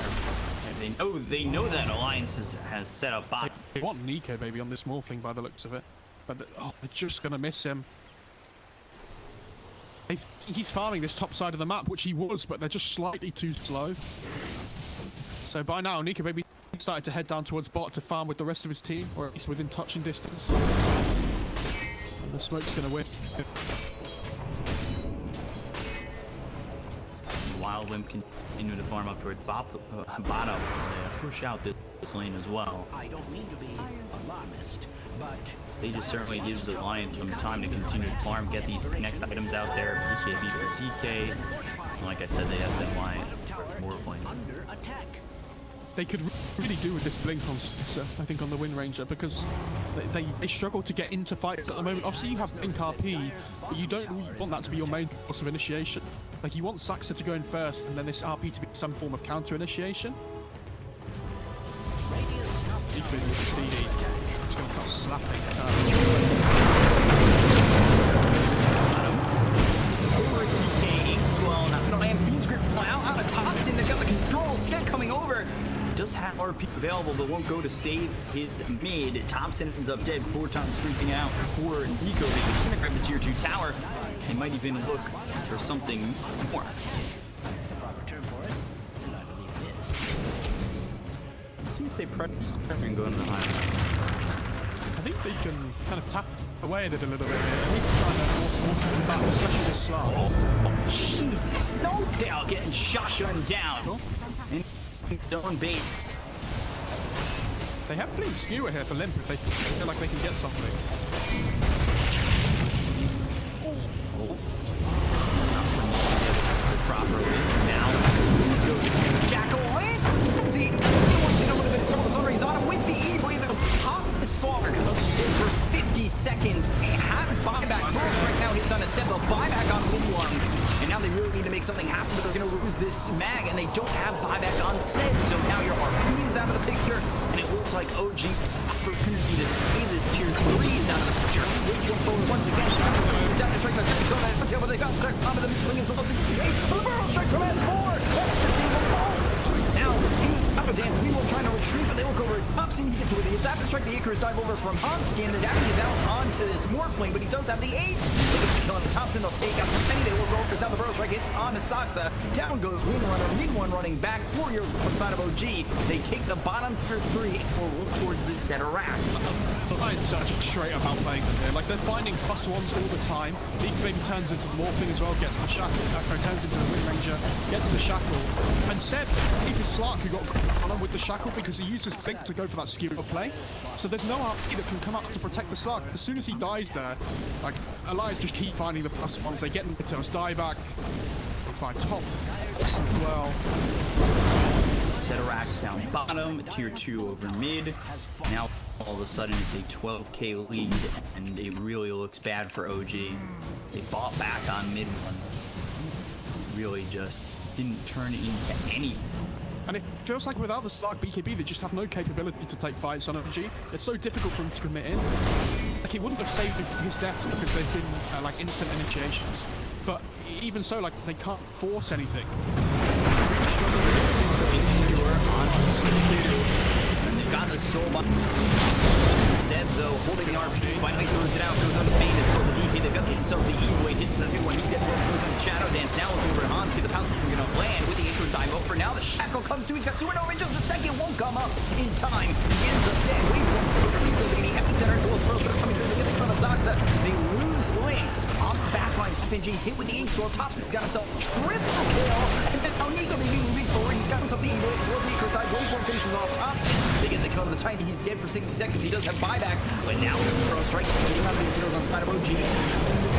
Maybe looking over a no-tail with the Evo coming in again. Or the actually no dash strike. They've got the wave for them. They'll get that front of no-tail. And it's just Nico, baby, alive. Surrounded by 3 King. Right, this power shot comes in. And on maybe one skill comes through. Nico baby surviving, goes into the Windrunner form. Does he morph into him? Shackle doesn't connect on a Seb. I thought maybe that would, but he's got the waveform back and has the distance to get away from OG. However, OG, will they go onto the tier 1 tower? They'll at least take the tower after the glyph.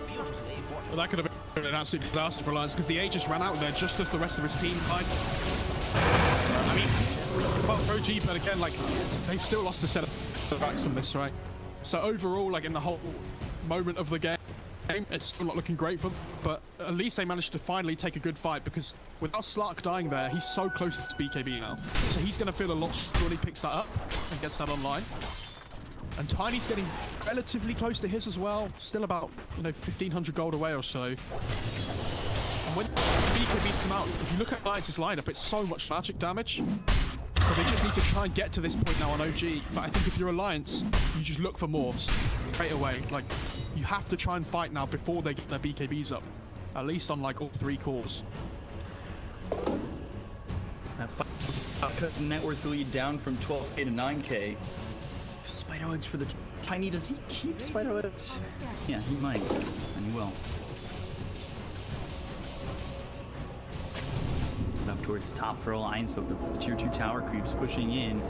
But OG looking like they're going to make the rotation and go for the BKBs up on the Slark. BKB still lays out for the Tiny though. Scotty finished off for the Morph. Seb with the Invis Rune. Go baby. Shadow Blade, Blink Dragon Tail, that comes in with the gun. Back on him. Flame, very tanky. No tail, already dead on Nico baby. They got the BKB pop by mid one. And can this set up for anything inside of OG? He's up opposite, he's locked down back and away from his entire team. So they'll get the kill to the tank. They'll take it a second. He's got 5 at 65 seconds dead. Now Alliance heading themselves to the BKB. Well, for mid one doesn't really find anything. Look at the sentries that Alliance put down behind them because they knew Thompson's going to want to get the entry into the backline with the 2 supports and the Phoenix and the Bane. So they cover themselves with these sentries and they punch him so hard with the Fiend script. FNG.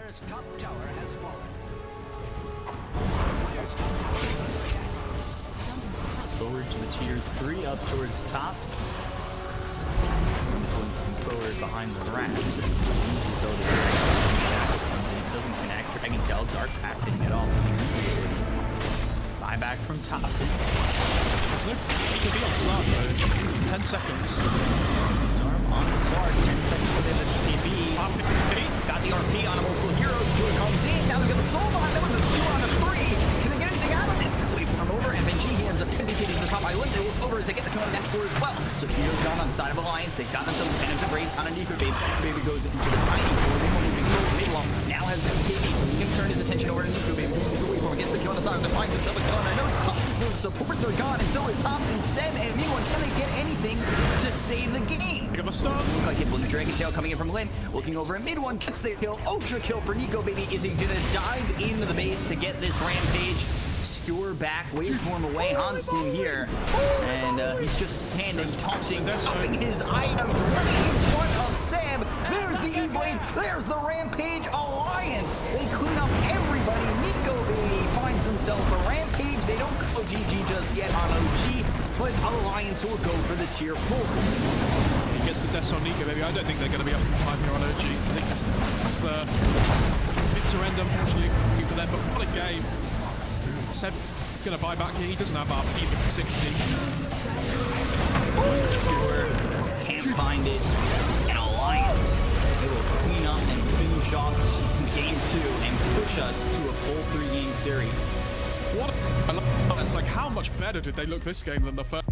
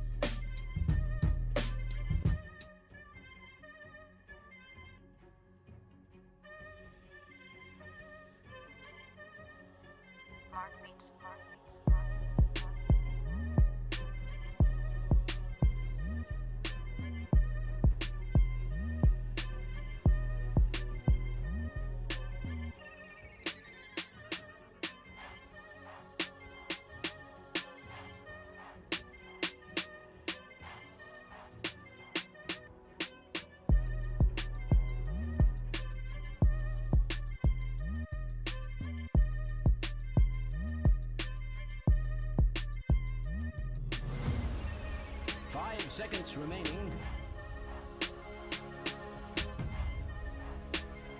Radiant team ban.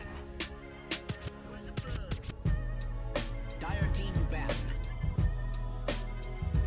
It's game 1, and then Alliance game 2 coming back and putting it right back on to OG.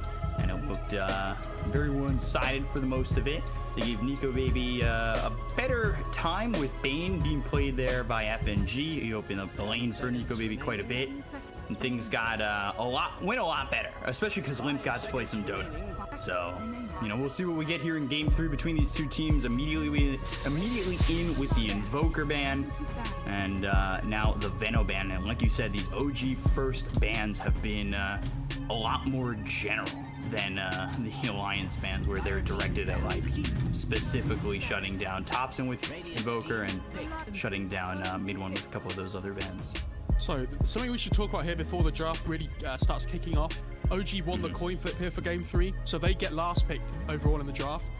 But also, because they have second pick, it means they have the overall last pick of the first phase as well, which we saw from Alliance was really key last game. They picked up that Morphling, and it felt like it didn't really get countered or dealt with in the draft because they had these 3 bans to be able to take out what OG could have potentially picked that was good against the Morph, right? And I think second pick is so strong at the moment. I don't know what the stats are, I don't know what the breakdown is, but it wouldn't surprise me to see second pick doing pretty well here. Because a lot of the times we see these teams in lobby and they get priority, nearly all of them are choosing second pick. Phoenix comes out for Alliance. We saw them use that Phoenix for Hanskin very well in game 2. It was on OG for game 1, on Alliance for game 2. Phoenix overall has just been a stellar pick. Now from from there, they'll go into the Magnus immediately. So 3 games played, 3 games Magnus for OG. Do you think that should have been the second ban here for Alliance instead of this Wisp?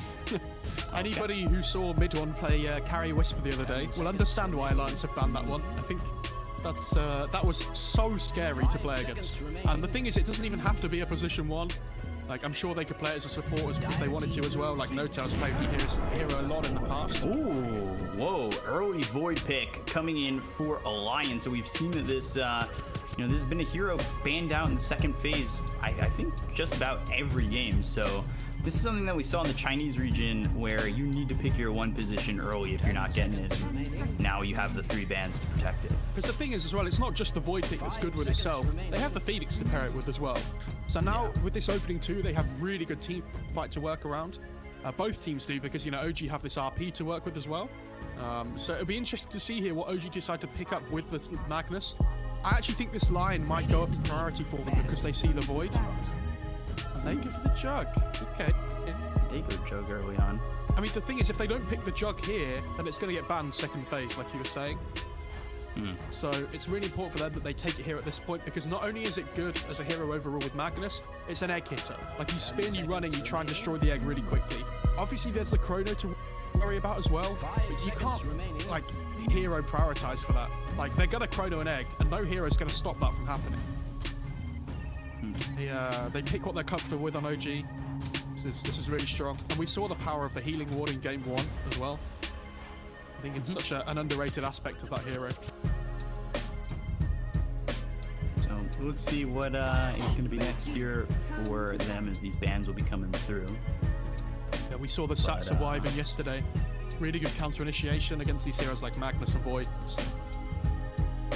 Especially to, we saw it. What game was it that we saw like the Chronosphere immediately into the Winter's Curse? And you just don't get to do anything. You're almost forced to retreat. Especially because even if Void builds BKB, and he tries to chrono somebody, the curse is going to go through that anyway.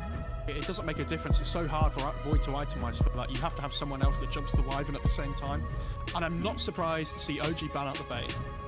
We talked about how much work that hero did last game. Even banned out the Undying in the first phase again like before, which I'm surprised about because I thought the Bane looked so strong. I thought they would have swapped them around in priority. And Grimstroke, so now No-Tail's going to be on something different. Nice to see.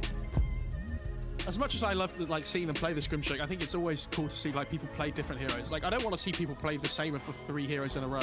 Unfortunately, Seb's going to get mag for 3 games, but that's the way it is, unfortunately. 10 seconds remaining.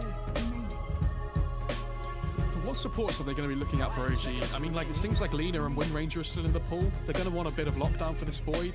I still think this Lion is looking pretty juicy for them. I'm trying to look at what else No-Tail has played during the event. If it's just being Grimstroke every single time, but I think their first game against Viking GG, he was on Undying, I believe, both times. I think something like Lich and Oracle looks really good for me here. The Lich is kind of a pseudo save in the chrono with the Frost Shield. It blocks a lot of the damage that comes out from the Void, and it also works really well with the Jug in lane. You have the Frost Shield spin combination. So that's a potential, but yeah, I also think Oracle is just really good. That is the hard save for the chrono, right? And we've seen a lot of good Oracle performances so far this tournament.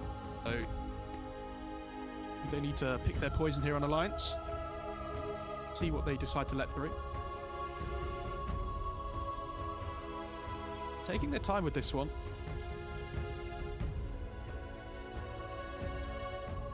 They're probably going to be thinking about banning another limp hero here on OG, I would imagine.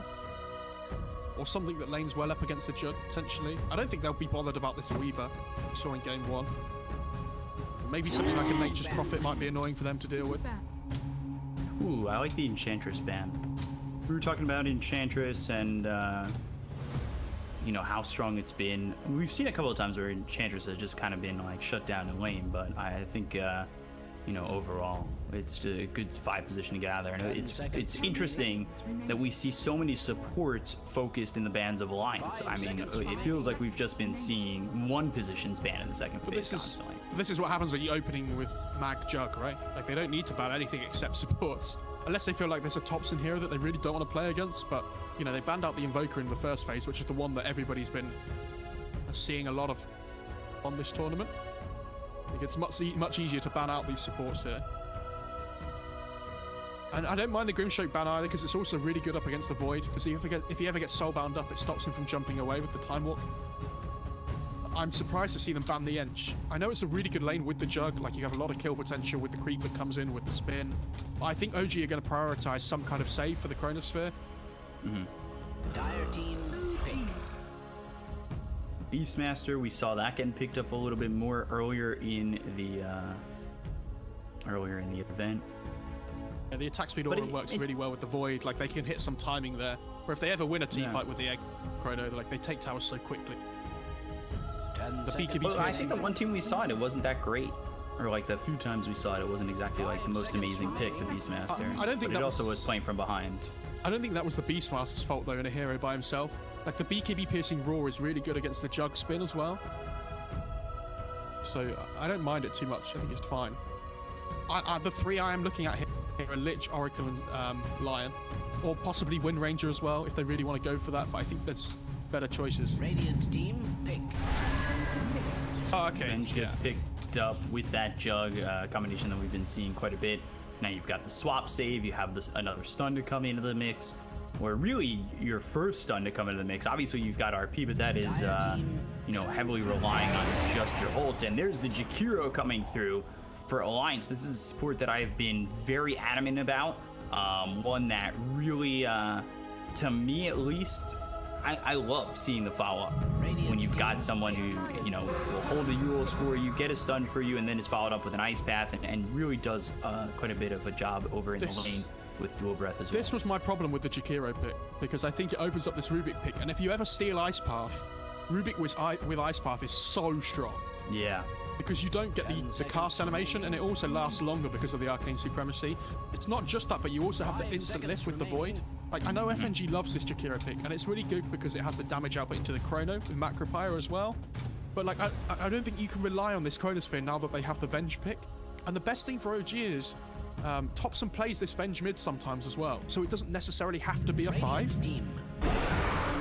They go back to the DK. So DK, which Limp did really well with in the second game, allowed him to play Dota for that one. So we'll see if that's the case again here, and what OG are going to do over in mid. Like you said, that they might even go for the Venge in the mid lane, but we'll see. I think with the DK pick, I don't think they'll put the Venge mid anymore. They'll put the Venge as the 5 and then pick some hero that does okay against the DK mid. It could be S4 playing the offlane DK, we have to say that as well. It doesn't have to be this position too. But they have last pick overall in the draft anyway at OG, so they're going to find out anyway before they have their pick. They need to ban out 2 heroes here on Alliance so that do well against the DK mid. So I'm looking at things like Viper and Timbersaw here, I think are the big ones. Dire team ban. They ban out the Monkey King, and that was, yeah, that was something that Limp had such a problem playing against in the first game. Granted, he was playing Doom in the first game, and that matchup really just went very much in favor of Thompson, but I actually think something like the Ember Spirit might still be really good for OG though, because until Void gets BKB, like, he has to be so worried about these chains. Like, DK and Ember kind of just trade farm mid. You have the Empower as well, which is nice. But again, like, I think Viper Timber are still the other two, because it gives them their damage output that they're kind of lacking at the moment. Like, they don't really have any burst damage, right, on OG. They have this Magnus and they have the Jug, which is good right click and whatnot, but that's why something like the Ember is so good, because it gives them that kind of pseudo damage with both magic and the physical. And they actually banned Timber. banned it themselves. Again, it could have just been the offlane DK then into that mid Timber. I mean, or even offlane Timber. They might just be looking at taking the Tiny again, honestly. 10 seconds remaining. I don't think the Tiny itself was the issue last game, right? Like, the issue OG had last game was that they kind of got picked off one by one, and no hero picks are going to solve that. Pugner's a good ban as well. Like another save for the Chronosphere if they need it.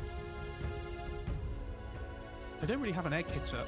I mean, they've got the Jug, I guess, but no, like, easy way to necessarily get to the egg right now. Like, there's no range hits, right? I still think Viper looks really good for them. Yeah, I can agree. You get the break for the DK as well. The break's good against the Void. It'll be difficult to kill. Pairs up well with the Venge, with the Aura.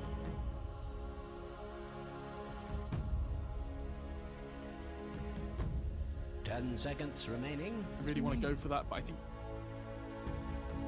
5 seconds remaining. Doom Bam, Pugna Bam. You know, getting that the right clicks in, having the Wrath of Nature early on. It's a decent pick for you. This is really good as well because they can swap the DK and the Nature's Prophet depending on the mid lane matchup from OG, and they kind of like the Nature's Prophet should do okay against anything, but if they feel like it's a bad matchup for the DK, they just put the Nature's Prophet there and they just put the DK off lane. Cool. This Nature's Prophet pick's actually really good. So now you need something that could lane up again. Against Dragon Knight and Nature's Prophet. Ooh, so Zeus comes in, and I don't know if I was expecting the Zeus, that's for sure. Yeah, that's. I mean, I talked about how they lacked a little bit of burst damage, but I wasn't expecting that to come. It'll be the mid Zeus. Safe lane Jug, off lane Mag, of course. Socks on the Rubik, leaving No Tail for the Venge.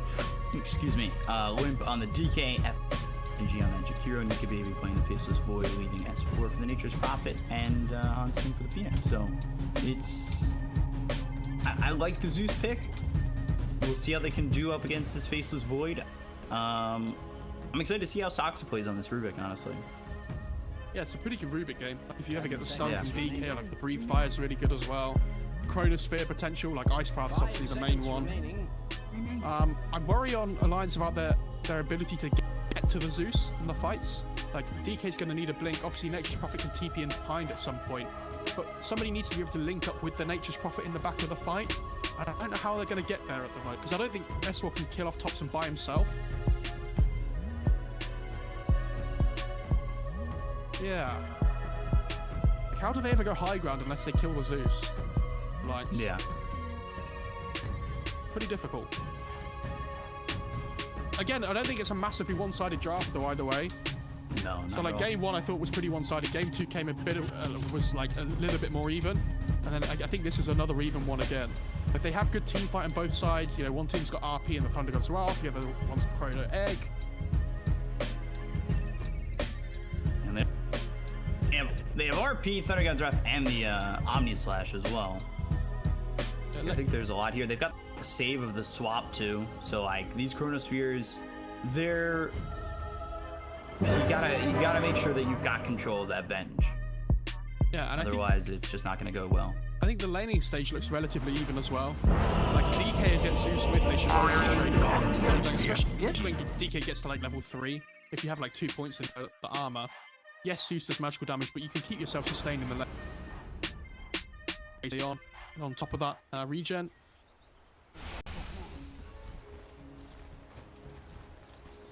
You really should. Oh, but Seb's actually heading top. So they want to put the Magnus up against the Nature's Prophet. Yeah, I mean, that's much better for OG. I wonder if No Tail will TP bot lane. So going like an aggro try, because he has this Basilius, which indicates to me that they might be looking to try lane here.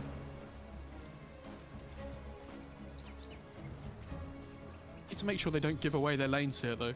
On OG. Seb just gonna hide in the trees. Oh, I think he just got spotted. Yeah. I wonder if S4 still carries on walking top here. Doesn't look like it. Yeah, Void's gonna start heading top. I mean, that's... I don't know why Seb poked his head through there. Like, I feel like there's no need. I had a terrarium. Maybe didn't expect someone to be at that spot right there. Except with mice and a chameleon. I mean, you know Hansen's going to be coming in though, or like somebody's going to be coming in, right? Yeah. I feel like a little bit of timings though just didn't work out. Yeah. So Nico Baby head towards top, and S4 head towards bottom, just off that little bit of vision. Glimpse. Or so I'm told. At least Alliance don't get 4 bounty runes. That felt pretty good for them after the first blood. They got so far. I mean, they got so last game because of those two things combined. It was so good for them.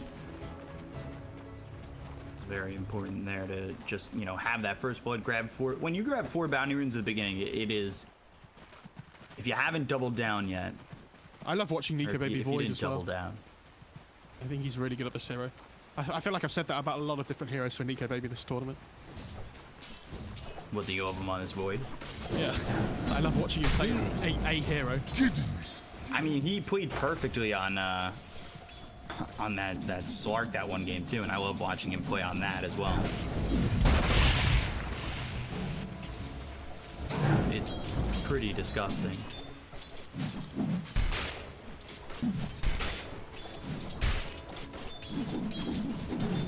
We'll see how these lanes go. Seb's still gonna be up here. Do you think they swap lanes at any point for OG, or are they just gonna keep it this way? I'll just keep it the way it is now. Kidding me. You can't keep me because then like Alliance just do the same and they keep themselves, right? Yeah, so it becomes a bit of musical lanes, and whoever uses their TP first usually loses out. Oh, they both just trade, right? Nobody loses out. It's just they trade evenly with it. Yeah, you just don't get what you want, though. Yeah, That's what I'm saying. but OG are controlling their lane equilibrium really well at them. You can see they block the small camp as well, and Alliance themselves block the big camp. So wherever the lane equilibrium sits in this is where it's going to be staying because there's no pulls to be had.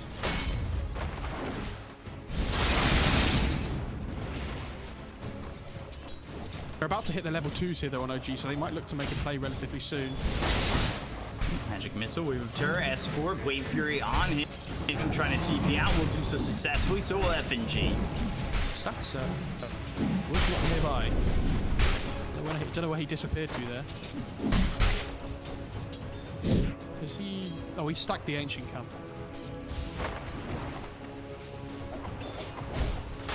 Fairly stacked. Ancient Camp, and you know that was important for OG in the last game to kind of keep themselves in it and keep their heads above water. But at the end of the day, it didn't end up saving them. If you can get it started here, get yourself a little bit of an advantage, and then work with that ancient camp, especially with Midwin already being in the bottom half of the map. Just, it feels like there's certainly opportunity for them to do something with it now. S4, Blade Fury, after getting hit with the magic missile, is able to retreat. He can't TP back to base here because his teleport scroll is on cooldown for 35 seconds. He's going to struggle a little bit here. And again, it's the same thing. The lane equilibrium might just give up the cell, although, yeah. I mean, the lane equilibrium is in a really good place for OG, right? The good thing though for Alliance is these other two lanes are going so well. This top lane and this mid lane. Saxa TP's top, but he's instantly getting pounded here.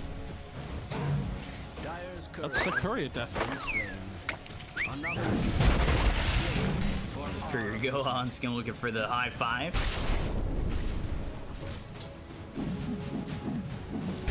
Nobody's gonna reciprocate. Of course, now Sevian. Yeah, that's on purpose. Okay.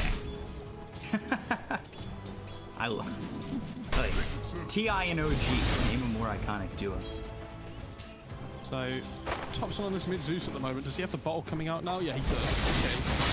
So that 4-minute rune spawn here, going to be an interesting one. And I think because the side lanes are so action-packed, we're not going to see this force rotate over this time. So it looks like it's going to be a 50-50 or so for the runes here. Yeah, maybe not at the 4-minute mark. I think that they made the rotation 5-minute mark to go with this catapult, especially with the DK. We saw that in the last game. Potentially, yeah. But then who rotates over? Like maybe the Phoenix, but the Zeus clears the wave so quickly. FNG, one shot from Dead, go into the trees. Midline trying to close the gap. Mid as well. Going to take out a tree, but no tail. He goes down. Thompson falls. FNG will die as well. 2 heroes gone to the side of OG. Well, they just lose FNG to midline. I don't ever saw him what he did at. In the mid lane, Thompson tried to get really greedy. He got the bottle and went for the illusion room, but he just got stunned up by the DK and died. And now, when Zeus comes back, he has this level 6 now. So it's going to be a little bit difficult for Thompson here. Thompson has a full bottle to work with. Look at his skill board, though, actually. He skipped the lightning bolt completely. He's gone into the static field. So spams the arc lightning immediately. 302 is such. I don't think I've ever seen this. Like, on a mid, not recently at least on mid Zeus's. I feel like they nearly always go lightning bolt.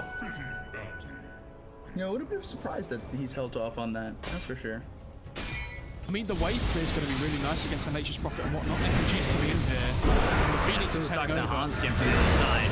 Soxa spotted Hanskin, but they've got themselves the Dragon Toes looking here for a dive out onto Thompson. Thompson goes an arc lightning. I don't know if it's going to be enough. He's burning away. One more shot comes in from Limb to finish him off. The Blade Fury for mid one on a Limb.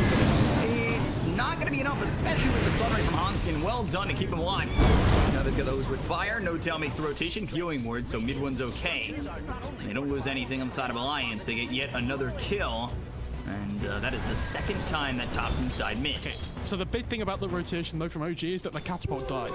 So if they get the Zeus kill there and start pushing the tower without OG rotating in, it's an absolute disaster, because that tier 1 mid can die from OG, but they at least keep it alive. That's the big thing. I just worry for OG here that Nika Baby's getting absolute free farm up this top lane. Like, he's having an amazing time.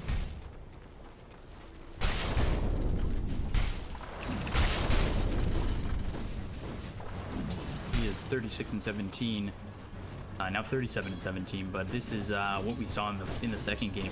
It was just Wink and Nico Baby having a much better time. Bottom, Blade Fury on S4, he'll TP away. FNG dual breath on mid one. Protogod's Wrath will kill off S4, but mid one, he's gonna die here to FNG. No Tail throws the magic missile. Dual breath up in just a second. FNG for more, but he does take out the Jug as he's playing technical reposition Nature's Prophet. Really nice timing by Thompson. Just about getting that Thunder God Sprout in at the last second. S4 TP's in, and we'll use that Sprout to try to get the kill onto the Venge. One more shot, but the Blade Fury's out on an FNG. They take out the Jug. Meanwhile, over towards top, Nico Baby and Hanskin were pushing through onto the Rubik, but don't find the kill. Yeah, I thought they were going to get Saxo as well there, but they were lacking the lockdown, unfortunately. And he actually goes for the maxed out Arc Lightning on the mid lane. Wow. Nico Baby rotating towards mid. Got the Dragon Tail out on a Thompson, and I think Nico Baby's looking for the Chronosphere. Yeah, he'll get it, and they'll get themselves a kill on a Thompson once again. He makes the rotation mid just to grab this kill for the third time on a Thompson. Yeah, and he doesn't even have boots. Like, he just walks in. Well, not walks in, he time walks in Chronospheres, but I mean, that's a kill. And again, it's the same thing. If you get this kill, they might be able to push for the mid tier one bot lane, though.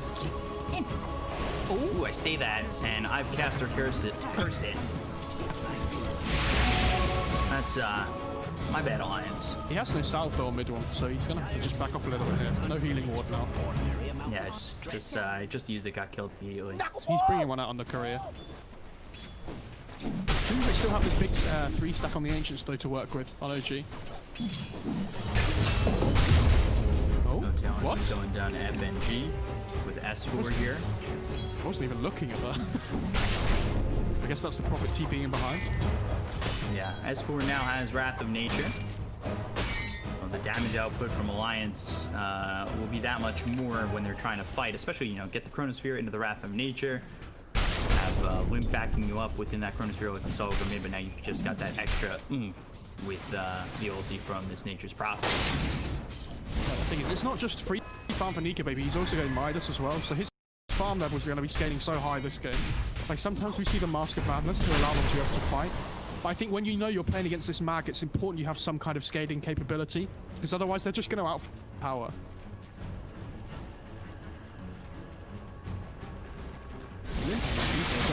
Great game. Seb's top of the CS, but look at where he is in terms of net worth. Ahead of S4, but behind by quite a bit. It's all jungle creeps for him.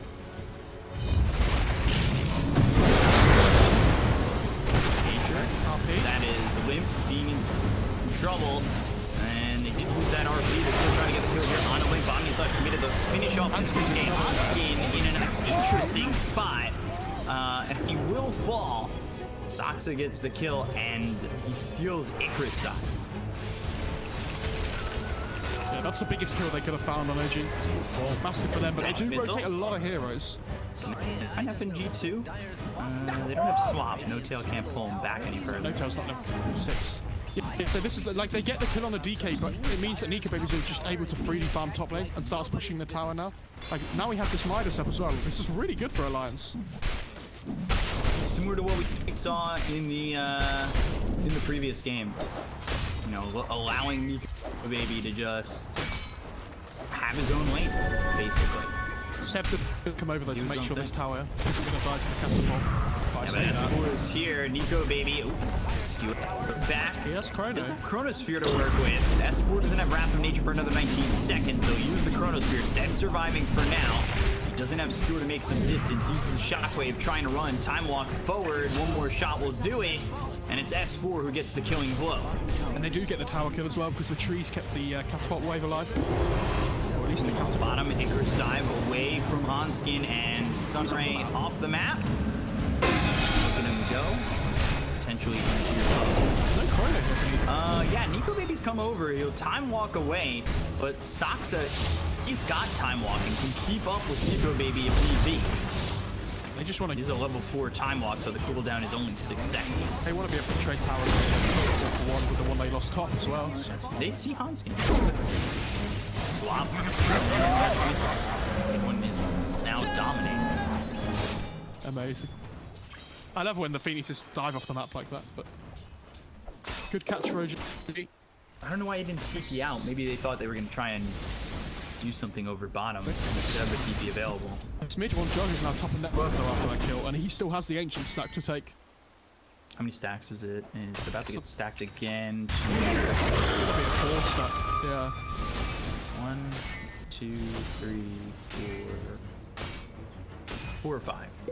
And this iron build on this skill build, sorry, on the Zeus is something like we said we don't normally see, but this tier 1 tower is still half HP at 12 minutes against the DK. That's so good. Because he's able to just clear the waves so quickly. Like it's difficult for the DK to ever get in and push. Especially with the previous game where we saw that DK just pushed in and finished off that tower very quickly, and that cut off the map and really cut off a lot of what OG were able to, you know, securely farm. And this is going to be the Ancient stack start to be taken here. I think No-Tail's ready to wave a terror as well for 4 points. Or is he looking to stack once more potentially? Yeah.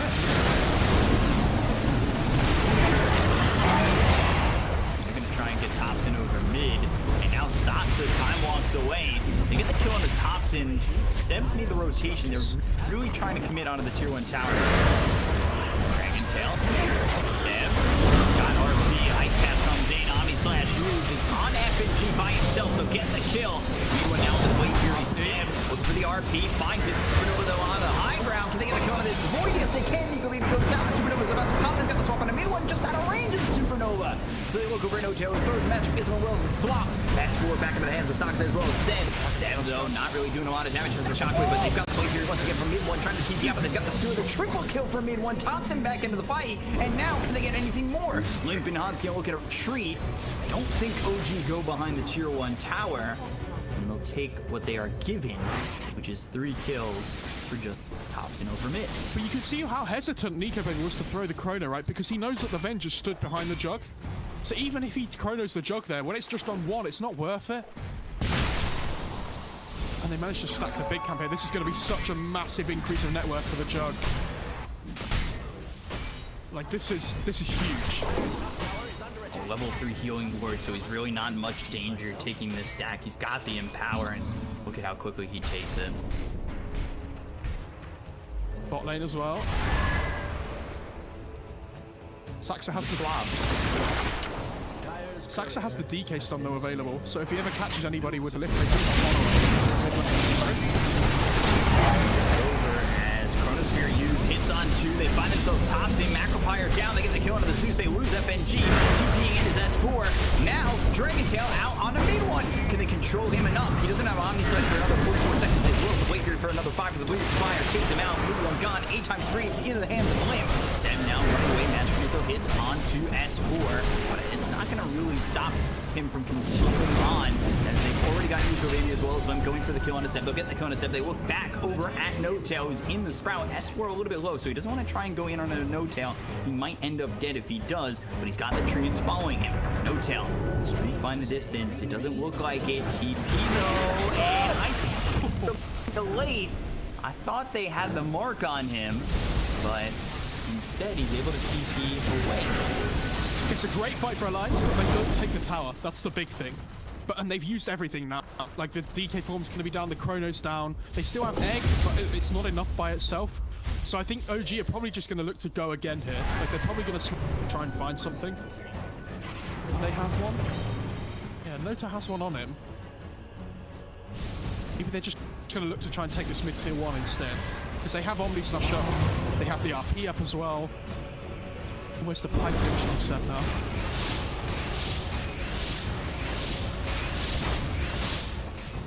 They know that without the Chronosphere up on Alliance, they can't really defend this tower. Radiant's middle tower is under attack.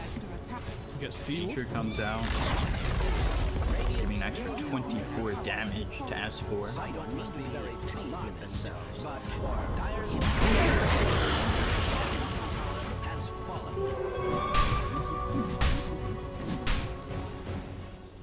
What does he have so far? Medallion going into the Solar Crest, Nico Baby, he's going Sanjin Yasha after Midas, and then Blink BKB for Lin. Thompson, Aether Lens now Blink Dagger. Yeah, it's really important for him to be able to keep his distance. And there's nothing that really saves him from the Chronosphere unless he can, like, rely on his quick reactions, right? And especially if he gets Sprout up or something by S4, like if he's quick, he can just blink away before the first hit comes in. And they are making more H stacks here though on OG. We saw how much that was worse for them. Now that you got a 3-stack once again for this jug. New ones finish up the Manta, has drums and phase boots, and top of the net worth by about 1,000 gold. Alliance are desperately trying to take this mid-tier 1, but it's still like 400 HP. You're defending it for all it's worth. And there's a pipe coming out on the career now for Mag. This is more what we're seeing from Seb on Magnus. I think, game 1, he ended up going into the Blink Dagger immediately. Might have even done the same for game 2. But he's, at least in the past, built more utility earlier on. Like, we've seen him go Guardian Greaves into the Blink Dagger. This time it's Pipe Blink. The Pipe's better, much better than this game, really. Yeah. Like, up against the Jakira, up against the Phoenix, up against the Wrath of Nature coming through as well. You know... So I was just talking about having that utility before the Blink. Yeah. The Pipe definitely much better this time. S4 might be in trouble here. Rainbow Evil Terror, so they got trapped with a Magic Missile. They'll get the kill on S4. They're going to look to try and push up here, because if they can find somebody else, they might even be able to backdoor the tier 1, to be honest. Just going to head into Roche. No go for Roche. Meanwhile, Alliance, they finish off the Elric brothers' dream of finding a Philosopher's Stone. Chronosphere's up, but without the Nature's Prophet, I don't know how comfortable the Knights feel about this. Now it's just mid one inside so the pit. risky. They've got Wave of Terror, so minus armor is 7 with a 4 Wave of Terror. They've just left mid one. Laser comes in, he's got the healing ward, so he's going to survive a little bit longer. Pyre's down inside the pit, and Chronosphere hits mid one. They got the swap as well as the telekinesis. They get the save. Supernova without S4. He'll TP over. They want to get the kill here on a no-tail. Finish off the bench. Now they look at Seb hit with the Dragon Tail. This is a problem for OG. Seb needs to try and make something happen with the rest of the team. They'll throw the RP at Nico Baby. Omni Slash bounce around, goes over to Blink. Nico Baby does end up dying. Time walk will heal him back up. They will go over to mid one, and he goes into the Blade Fury and doing a lot of damage on Nico Baby. They just can't finish him. They take out FNG. They work over to S4. Sox are trying to do what they can. Hanskin sitting low as well. The Venge Illusion trying to get the kill on a Hanskin. Meanwhile, though, Thompson killed by Nico Baby. Triple kill for the Faceless Void. 4 heroes gone on the side of OG. And it's a 2,000 net worth lead, maybe in a Roche. for Alliance. Really well played by Limp that fight. He understands the only way they lose it is if they get chrono together on him and Nico Baby. He kind of skirts around the outside a little bit, and as soon as he part of the Omni Slash, No Tail's gonna fall, and I don't know if they can go Roche now though. still some time. Really well played by Alliance. Really, really well played. The positioning was very solid. All the supports, it was, you know, Soxa as well as No Tail got the saves there within the Chronosphere. Just couldn't kill off Nico Baby, and now Soxa in some trouble. The telekinesis comes in to build Sunray from Hanskin. Soxa sitting at about 1 health. He ends up dying on one more right click coming in from Nico Baby. The essence ring used by Seb. Blade Fury right on Nico Baby. The one trying to do what he can. Nico Baby has Time Walk, and we'll just continue to heal up, walk away from the side of OG. OG just trying to delay them as much as possible to stop them from going into the Roche. That's the biggest thing here. Like, they can't give away this Aegis for free. A great fight by Alliance. Again, I want to go back to this point. Limp kind of like skirted around the RP for a little while, and then as soon as it came out onto Nico Baby with the Omni Slash, he instantly ran in to tank it up to Nico Baby so that the Omni Slash damage got shared out between the two of them. Nico Baby almost dies again to the Rubik, but just about manages to get away. Playing right on the edge here. Nico Baby is so fast now. Swap Magic Missile, FNG, he gets dropped pretty quickly. They have the Omni Slash up in 10 seconds. RP up in 10 as well.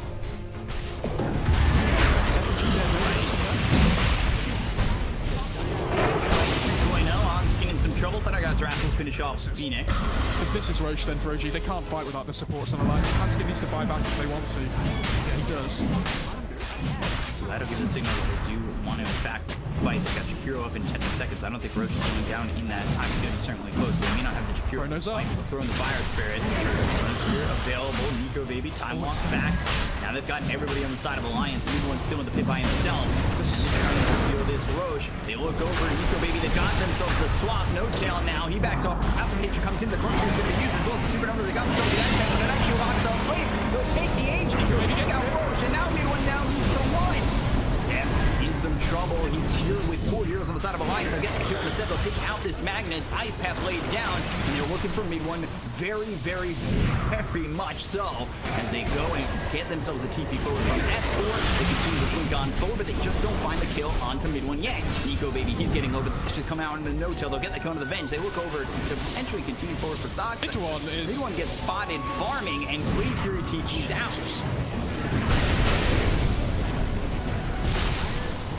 Alliance really starting to take over here with this mid-game advantage with the BKB on the DK. This Void's so tanky as well with this SMY build he's gone for after the Midas. Like, he's really difficult to bring down. And until Seb gets this blink, they're really struggling with the hard initiation. Like, they have the follow-up Ice Path from Saxa that he's stoling at the moment, but they don't have that initial, like, laydown before the follow-up damage comes through.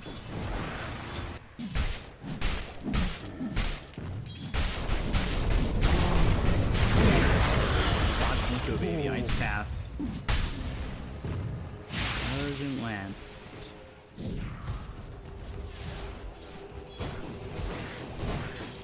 It's the Ice Path on the Rubik, so we'll see how much that comes into play here. He's only got it for a fourth of the duration. It's like 40 seconds left or something. It's not very long, but he had it the whole Roche fight duration, but couldn't really make massive use of it, unfortunately. Spotted. Dragon Tail comes in. Dual Breath Ice Path down. They'll take out No Tail. 7-12 at the moment. Up towards the top, they get S4. Thompson gets credit for that kill. Yeah, they do use the Omni Slash, but I think they'll find any kill with the Omni Slash at the moment. Soxa attempting to TP out, but going forward from Limp. Dragon Tail's there. Going through for the DK.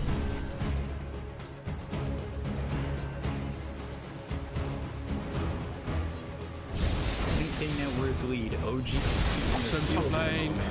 Thompson gets spotted here. Blink Dragon Tail once again, and there's the kill on the Zeus.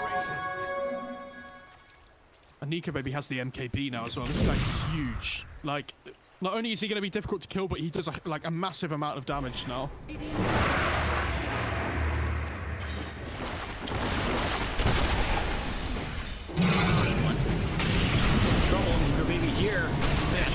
through. They've got the Blade Fury. He's trying to get away. He's got the Healing Ward, but look at the damage from Nico Baby, as well as Hanska with the Sunray right on him. An easy kill to finish off the Jug. And Mid-One, you know, he started the game pretty well, had an 8-time spree. They're going to follow this up with a +1 on No Tail. Nothing he can do. Throws Magic Missile out on a Link, but it's only extending the inevitable as he falls. How much does this feel like last game, though, where Alliance take one really good fight and then all of a sudden OG get take turns just dying one by one, and now all of a sudden it's 9k network out of nowhere after the game's been even for like 20 minutes. This Roche fight just enables Alliance to play so much more aggressively.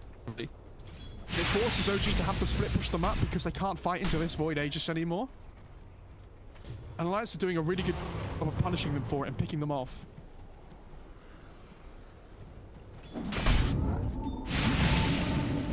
Telekinesis, we're back from Seb.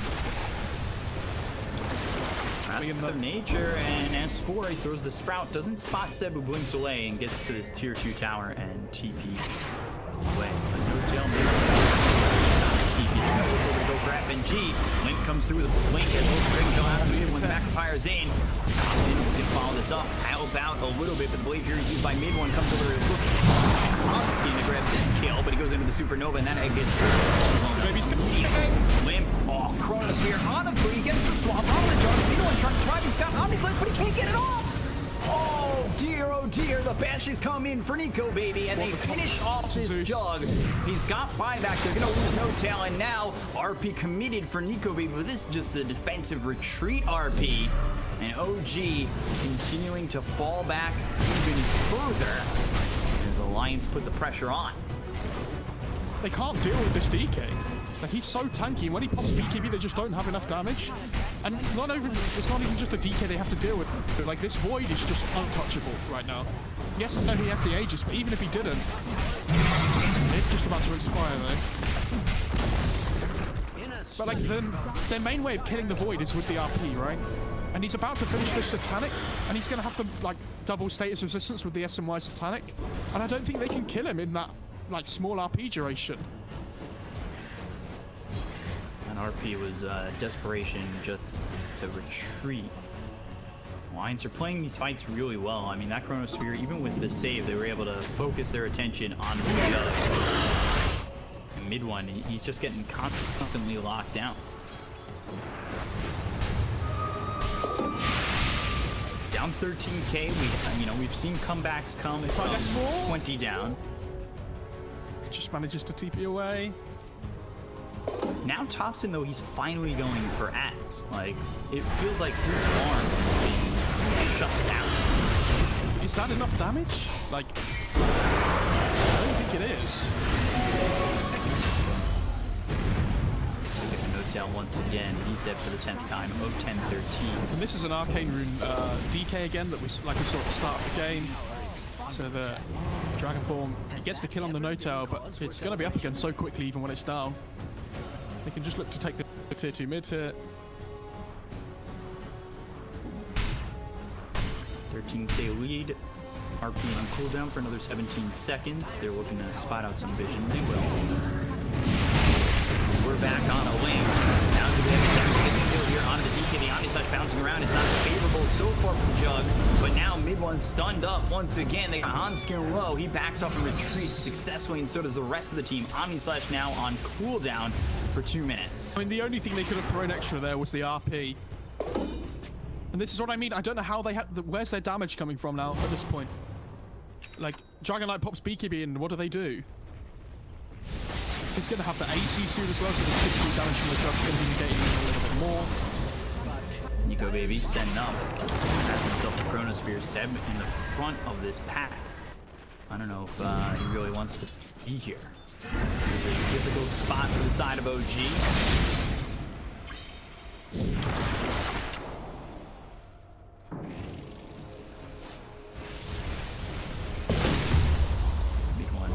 Off that Basher, the telescope, he's got Orb of Destruction, gives the telescope over to No Tail the number 2, Nico Baby. He is here to try and finish off the Jug as well as the Venge. They get on a No Tail Seb. They fainted on that RP. They work over top and they get the second Nico Baby with a double kill, and now the RP comes out on a 2 of 0. Gonna get the gun on Nico Baby number 4. He gets the time off. Mid-One one's gone. Supernova. Seb falls as well. 4 heroes gone. Buyback for 2. And OG can't find anything here. Alliance continue to run forward and over the side of OG. He's gonna buyback on Seb, but he doesn't have RP. Ice Path down, locks up this no-tail bait, but it's not me who they're after. It's Thompson. They kill him off for the second time. 75 seconds gone. 66 seconds for the Venge, and it's looking unlikely that OG will pull themselves out of this one. Limp's a little bit low, but nobody here to convert on this. Seb comes over. Shockwave misses. 2-3 in trouble. Time walk forward. Saksa will steal the time walk to get some space between him and the Void, but We have to talk about FFP there. As soon as the RP came out from Seb, he instantly got the 2-man ice path onto the Jug and the Magmas himself. So that the whole RP duration basically got wasted. Like, they couldn't do anything. Dragon Tail comes through and Saksa. He does have time walk, so he'll get some distance. Lim pops the BKB, mid one back alive. They've got 3 heroes here for the side of OG. The 2-3 still standing, but Seb, RP still down for another 6. Omnislash is up, but didn't really get some anything in the spot. Once again, on to Saksa. Ice Path follows it up. They got themselves the stun. Seb blinks into the Ice Path, but they've got the skill back on the 2. Under the tier 4 towers, but the damage is way too much. Mid one, he's been disarmed. There's nothing he can do. He goes into the wave here, just back up into the base. But the bashes, they come in. Bash, bash, baby. Mid one goes down, and now they've just got Venge to defend. With 3 dead, I mean, it's all on the toxic Zeus, but unfortunately, Lim's playing like an absolute monster this game and just finds him straight away there. Blink Dragon Tails into the Ice Path. For Nico Baby. Nico Baby cuts the base over the Dragon Tails. Then he feel alive for him to get the Rampage. He actually just ends up dead. Dives in too far. He'll fall. Ancient exposed. They don't have Glyph. They just have Thompson, and now they don't even have that. Godlike for Limp.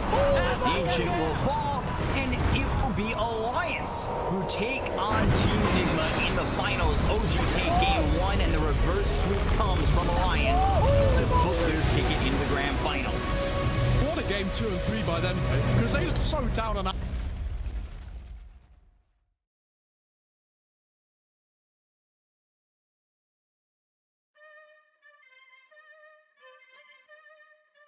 Mark beats.